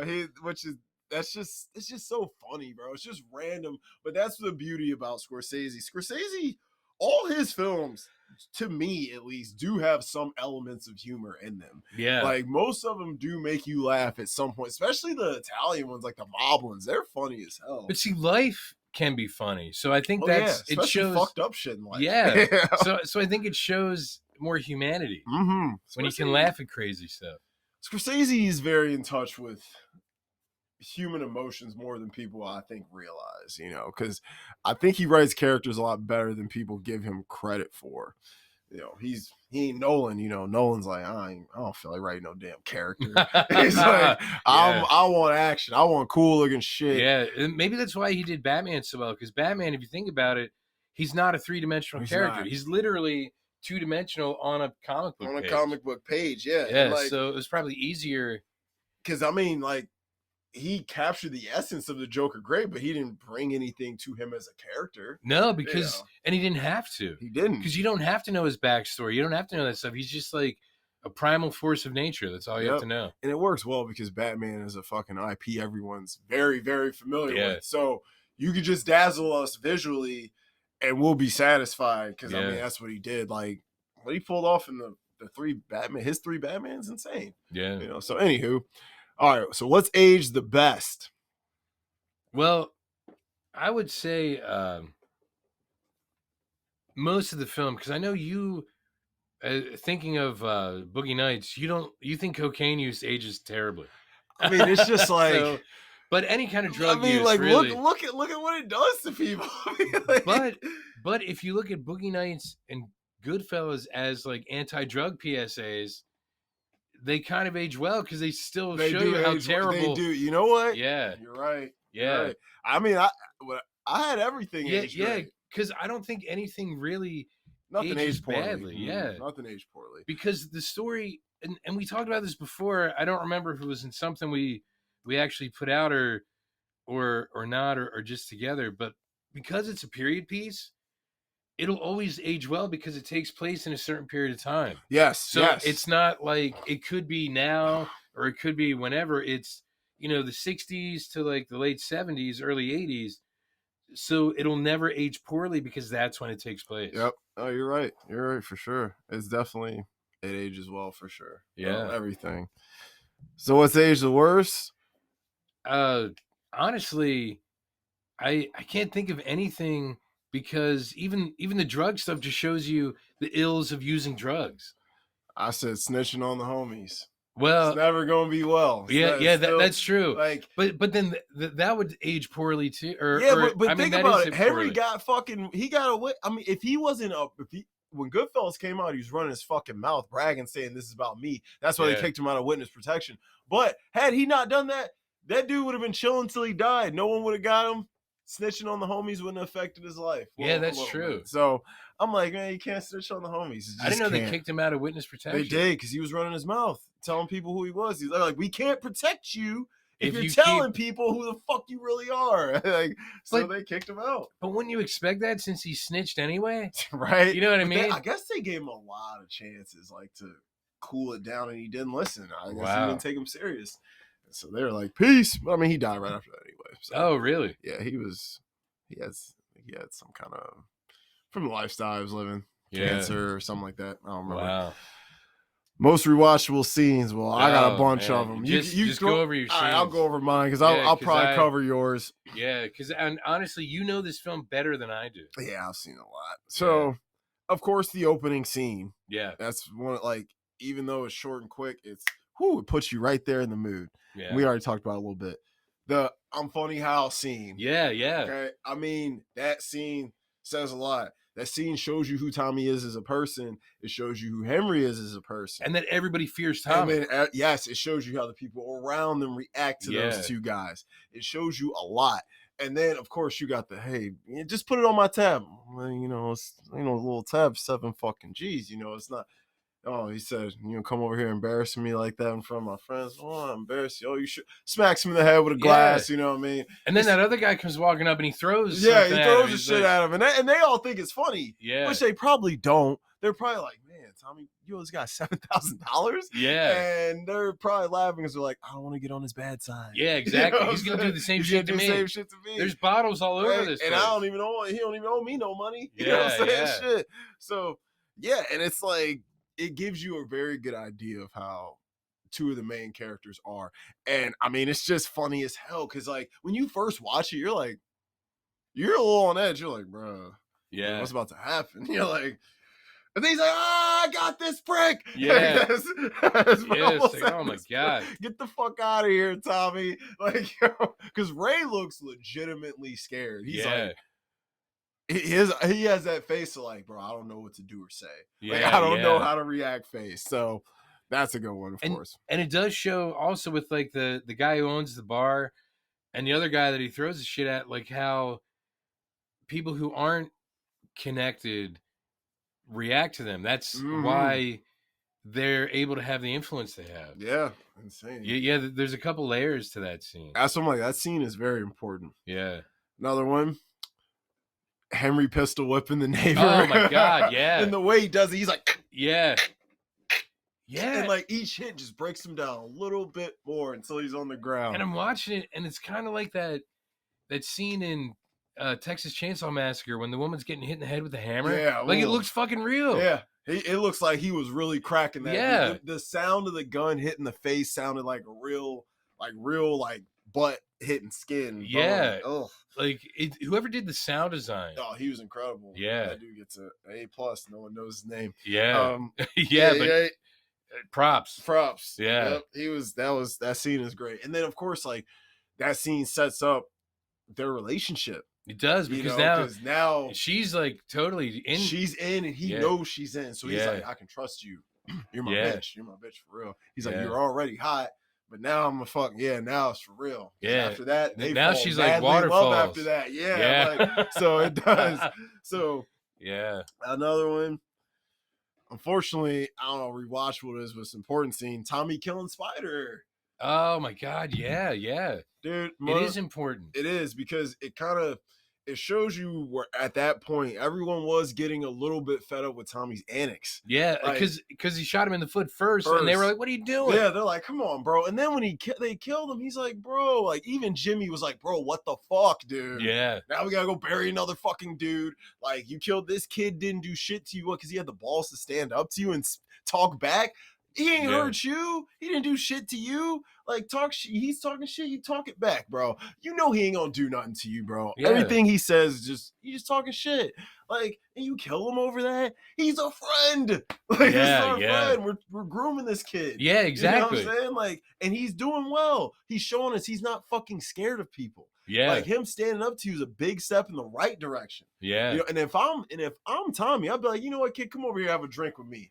You know what I mean? Yeah. I respect you. You talk shit to me. Don't nobody talk to me like that. But that was after the Billy Batch thing. Yep. So people were just fed up already.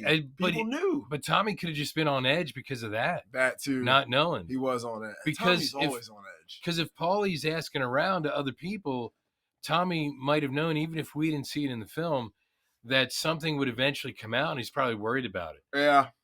So I'm like, damn, you're killing Spider. Yeah, that ain't gonna help your situation. No, not at all. Like, but you don't think rationally when in situations like that either.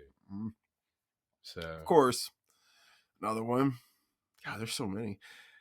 Killing Billy Bats. Oh my God, yeah. That's obviously a major scene. Well, I know you love Donovan playing. Oh fuck yeah. Yeah. Oh my God, Atlantis, bro.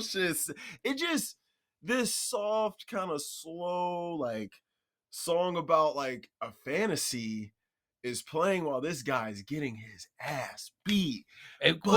They just parallel so well. I don't know why. Because that was obviously Tommy's fantasy. Yes. Yeah, you're right. And I'm like, because you know the song is about a fantasy place. Yeah. You know, and I'm like, man, when I first saw that, you know, I was young.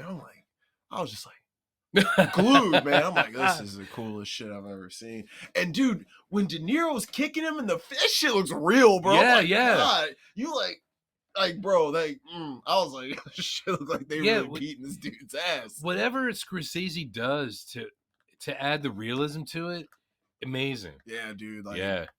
Because he had to cut a scene where it was either from Goodfellas or Casino, where he had someone's head in a vice grip and their eyes like pop out their skull and shit. And he showed Spike Lee it, and he was like, "How did you do this, bro?" He's like, "I can't tell you that." He's like, "Damn, bro." He's like, it looks so real. It's insane. This is the early 90s. You know? Yeah. Yeah. He's just a master of that. that whole scene is just the whole Billy Bat scene. Sorry, I got blood on your floor. Oh yeah, Yeah, dude. yeah, Dude, and like Joe looks so angry, like for real. Like he really looks like that's what that Oscar was. He really looks like a dude who's just ready to fucking kill someone, and he don't care. He's seeing nothing but red. yeah, And then of course, like that whole scene from them killing him, putting him in the trunk, going to Tommy's mom's house, yeah. Oh my god, eating yeah, dinner. yeah, Oh, Henry, you don't talk much. You don't eat much. What's wrong, sweetheart? Oh, nothing. He's fucking shaking the fuck up. And Jimmy and yeah. Tommy don't give a They eating food. They don't care. They're looking at the picture with the dogs. Yeah, they're like, oh, you painted. And Oh, like, this oh, looks that good. guy, you take off the beard, he looks just like it. yeah. And then it goes to the trunk, and you hear a little bit of the thumping. Like, I hit a deer, Mom. I'm gonna borrow this knife. Yeah, No big deal. The paw, we gotta get the paw. Yeah, the he hoof, said the paw, the hoof. Yeah, he's like, it's called the hoof. Yeah, yeah. like so, that shit is that's what like this tragic fucked up shit is funny. Like Scorsese made it hilarious. Yeah. He's just a master with that. Of course, the Latanza murder montage. Oh my god! They show all the dudes getting killed. The dude getting dumped out the truck, homie in the freezer. Yeah. Like, dude, it was so many. I'm like, God, he was just going crazy. I can't remember what song they had playing for that. It was another song that fit really good with that montage too. That just because that montage just shows you how much Jimmy is kind of changing, and he's kind of like not him as a person, but just his mentality, and he's just.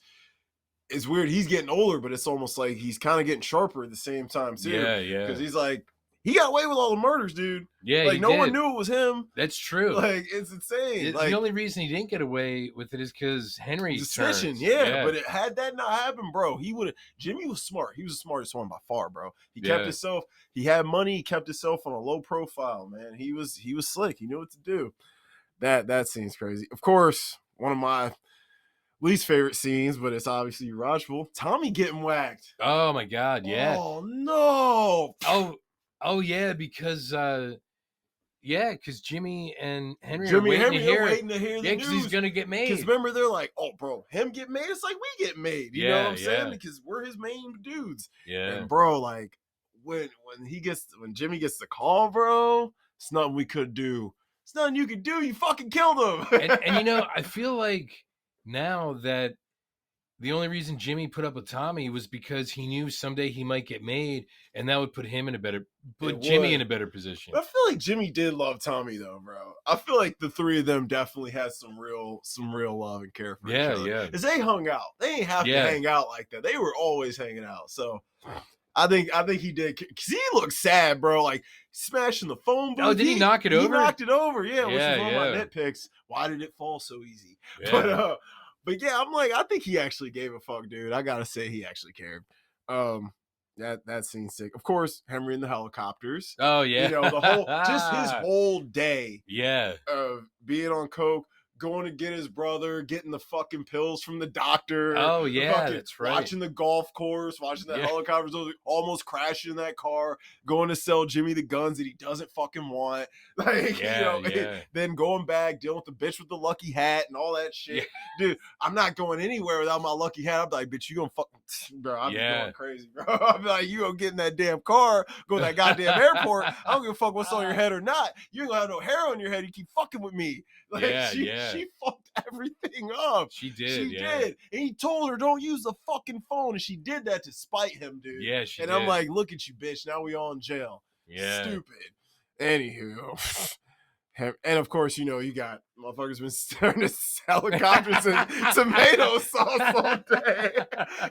And while he's running all these errands, this dude is trying to prepare like a 5-course meal at the same time. Yeah, he's doing all this crap. Like, that is the busiest day.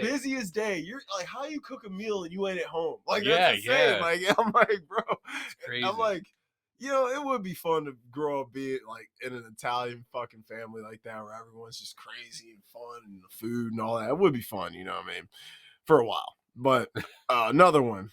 Karen holding the gun up to Henry. Oh yeah, bro, that scene. Ooh, she's holding that gun.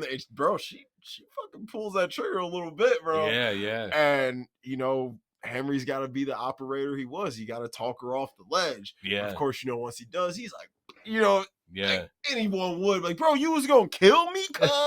Like, listen, I know I'm a dog. I know I'm an asshole. Goddamn, just leave. Yeah, yeah, Like, you gotta yeah. murder me though. Like, Yeah. shit. Like, insane. But I thought Lorraine Bracco was really good in that scene. You could see in her eyes the way she was shaking, the way she was looking at him. I'm like, oh yeah, she was feeling this. Yeah. I got two more because there's so All many right. good ones.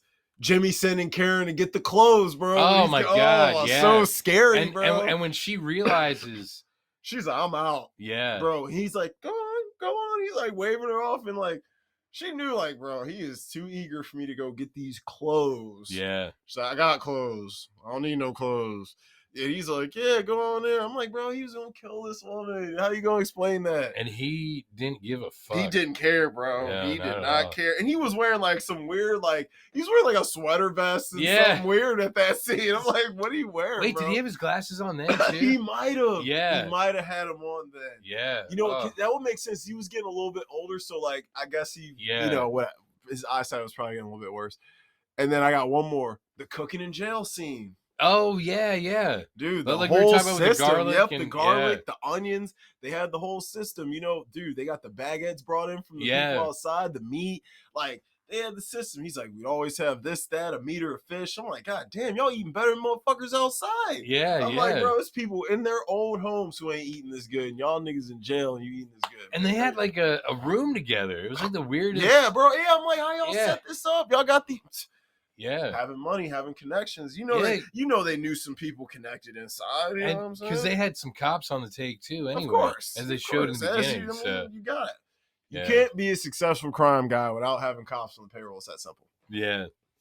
All right, so it's a lot of good scenes. Best and worst characters. Well, the best would probably be Tommy. Mm-hmm. Well, Tommy, Jimmy, Henry. Even though Henry is kind of the worst, also because of turning on his friends, but without him, we wouldn't have the story. Makes sense. I had 4: Tommy, Henry, Jimmy, and Karen. Oh yeah, they push it all forward.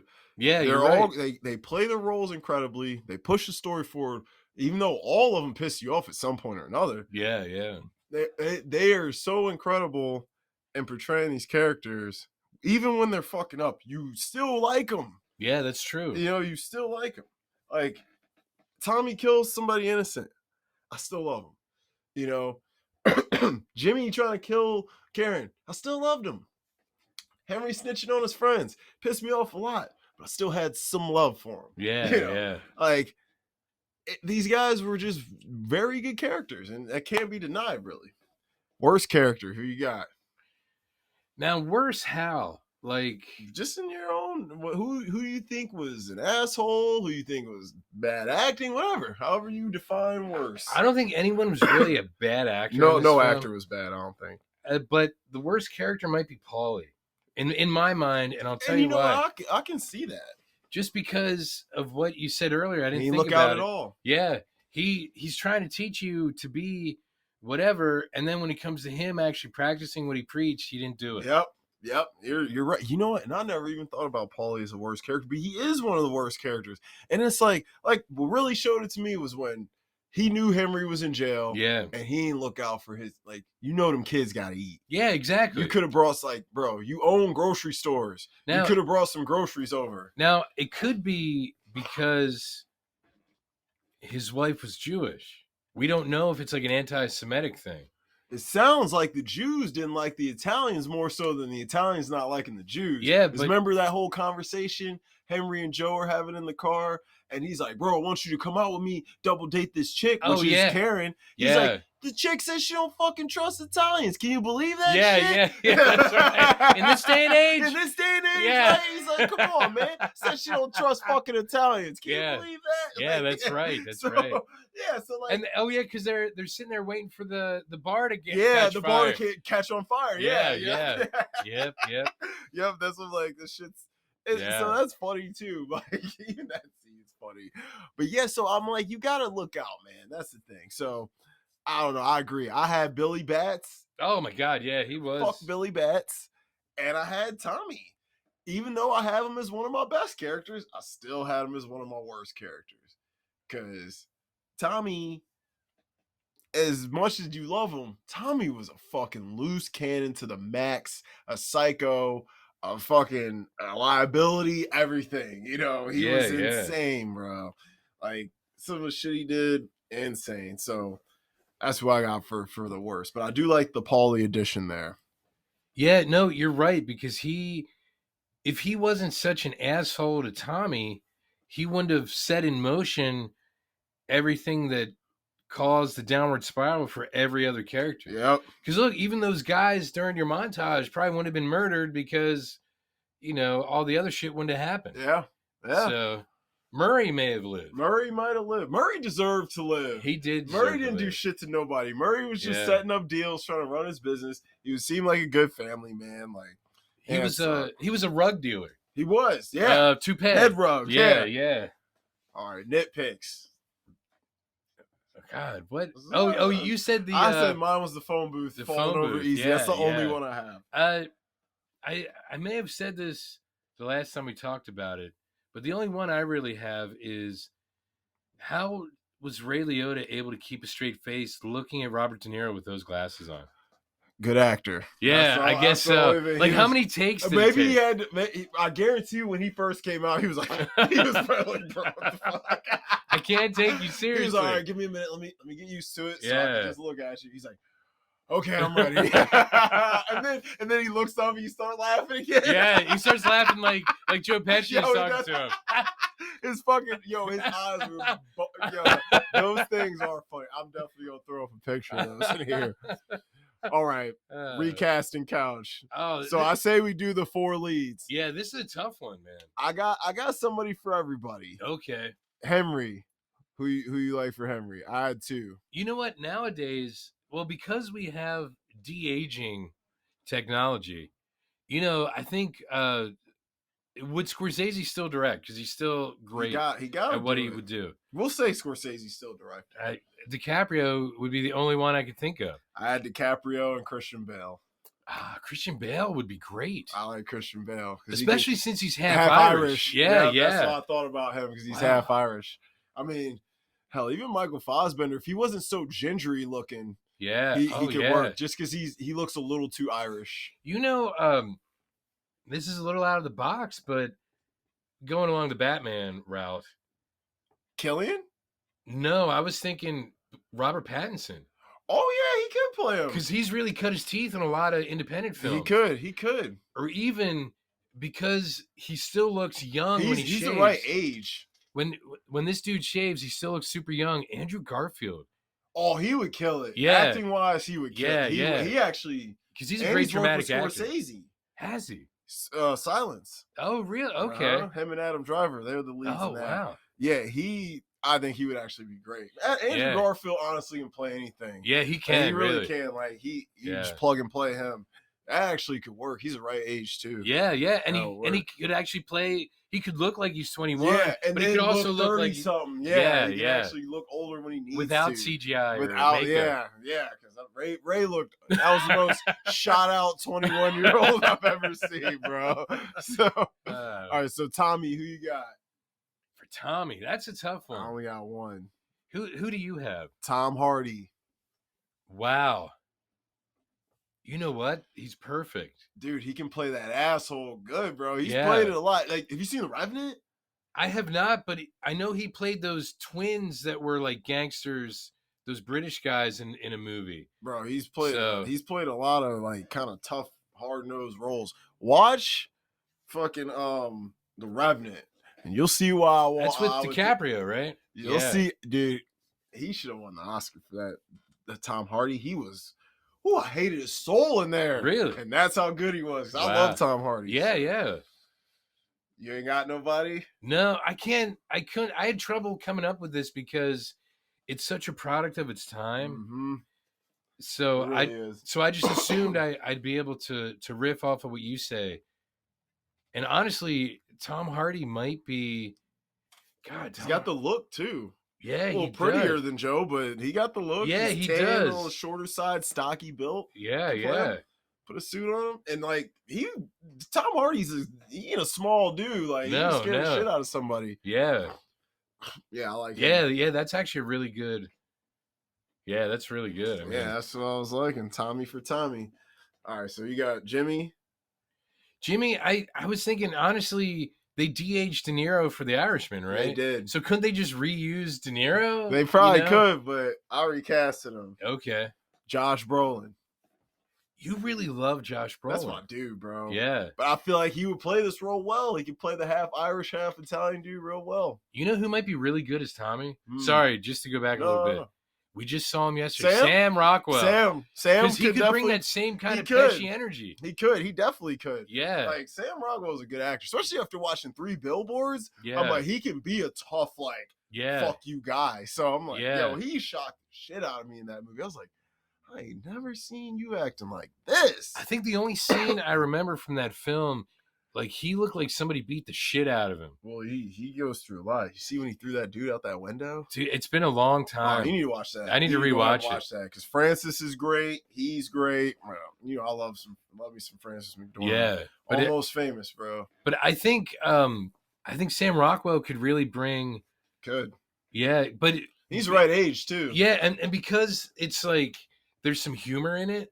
Yeah, he would 'Cause he would can definitely add that. bring another a Yeah. nice layer of comedy to it. Yeah, 'cause he especially is after naturally funny. seeing him in Argyle. Yeah, he's like, I was naturally laughing the funny. whole time. Yeah, he definitely had. I definitely laughed more than I thought Yeah. watching that. It was funnier than I expected. Yeah, he would be great. Sammy would be great. I could take him, sure. Yeah. And Karen.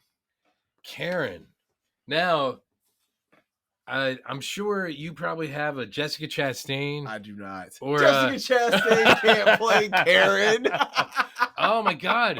What about your girl Rachel Sennott?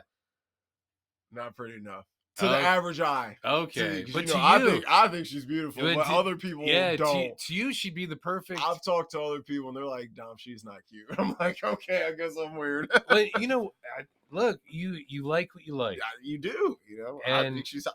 Yeah. So But I got someone people do think is hot. okay. Mila Kunis. You know what? She would be good. The look is there. Yeah, And yeah. I think she got the chops to pull it off. And she still looks young still enough looks that young she can enough play to young play it. and Yeah. play older. Yeah. Mhm. That's what I was like, oh yeah, Mila Kunis for it. You know what? You're right. That'd be a fun one, dude. Think about it. Leo or Christian Bale, Tom Hardy, Yeah. Brolin or Sam Rockwell, Yeah. Mila Kunis. Yeah, yeah. Nice fun boy. That cast alone brings some money to your movie. Yeah, yeah.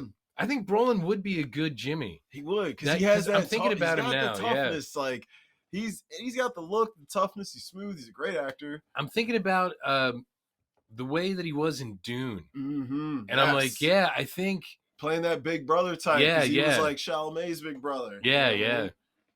Honestly, Chalamet might Too small, too skinny. but I'm thinking for like a younger when they show Oh, Henry flashbacks. Younger. Yeah, he could Yeah, play. yeah. He could be young Yeah, 'cause Henry. he He's still gonna be looks like, 12 years he's gonna old. be like, I want to play the whole fucking role. Though. Yeah. He's gonna be, I'm not playing the And young like, no, days. you look 12. He's gonna be like, no, I can look 30. What do you mean? He No, looks young. you Chalamet can't looks look like 30. He's 20 at most. Yeah. And he's like 27 or 8. Really? Yeah, he's not young. Wow. Well, he's young, but he ain't like a baby. He ain't like fucking like Jenna Ortega or none of that. Yeah, We're, like, yeah. in the early ass 20s. So I mean, yeah. So I got for the recast. Bro. Yeah, So- that's great actually. all right. So let's grade this thing. Well, it has to be once again. It has to be It's an A plus. plus. We're talking about a Yeah. classic, great film that's been loved for decades now. You know, Yeah, and it hasn't aged poorly. it has not. So it was an A plus 34 Yeah, years it was ago. an A plus upon release. It's an Yeah. A plus now. Yeah, like anyone who doesn't like this movie doesn't understand anything. It's really That's like, really all you that's can something say. like really like if you don't like this film, I can't suggest nothing to you. Yeah. Like if you were like, okay, I don't like violence in films, or it's okay, fine. But if you're someone who's an average film watcher who's like, yeah, I'll check out whatever, you know, if you didn't like this or at least think it was watchable good, yeah. I just don't know what to suggest to you. Shit. See, I've You never go really. watch Morbius. We do love Morbius. It's the best film I've ever made. Incredible. Yep. I've never really been into mob movies. I think that was my problem and why I Mhm. avoided it a lot because that's a genre in and of It's itself. a genre. So you know, like in the I don't know about I guess there were some in the 20s, but like the 30s and 40s were really about like mobsters, gangsters, Yes. detectives, Yep. noir Big stuff. one. I love them. That's why Yeah. I love them old gangster And- noir films. Like, give me a James Cagney yeah, film, bro. yeah. Like, Humphrey hell yeah, Bogart. Humphrey Bogart film. Yeah. Hell yeah, bro. Uh, William Holden, William like Holden. all them Yeah. dudes were playing like gangster ass Yeah. motherfuckers. Burt Lancaster. Burt Lancaster is Yeah. incredible. Tony Curtis, like all them Yeah. dudes were playing them fun little, like, even like a movie like The Sweet Smell of Success. They handle the newspaper business like the mob would. Yeah. It's weird. It's weird, but there's some, man. Yeah. That's the stuff I was used to, and it's mostly made up. Yes. Now this So- is a real based on true Yeah, events, yeah. and it's got a level of it's elevated to the max, bro. Yeah, because those films, you could tell they were the ones from the 30s and 40s Yeah. and stuff. You know that they're not. They might be loosely based on reality, but it's not. Yeah, there's like a street level reality to like this film that kind of you feel it more. You feel it. It feels legit, man. Yeah, it feels yeah. legit, especially for the time period. It's it came gritty. It's dirty.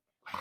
Yep, but it's also Yeah. so clean at the same time. Yeah, yeah, yeah. The dirt and the grit isn't necessarily in like where it's filmed or the filmmaking. It's like in what the people what do. you see, Yeah, like, yeah, what yeah. You see, it's gritty. Yeah. So yeah, so A+s across the board, guys. Yeah. Obviously, if you haven't seen Goodfellas, you pretty much have now, but Yeah. you should go Yeah. watch it, bro. So next up, I don't know. We got to talk about it, guys. We're gonna have to surprise you because we're thinking about more Scorsese. We're thinking about Killers of the Flower. Then we were talking about some other stuff. So we'll figure it out for Yeah. you. But we're gonna wrap this up. I am Dom. I am Jamie. And this is the cutting room floor.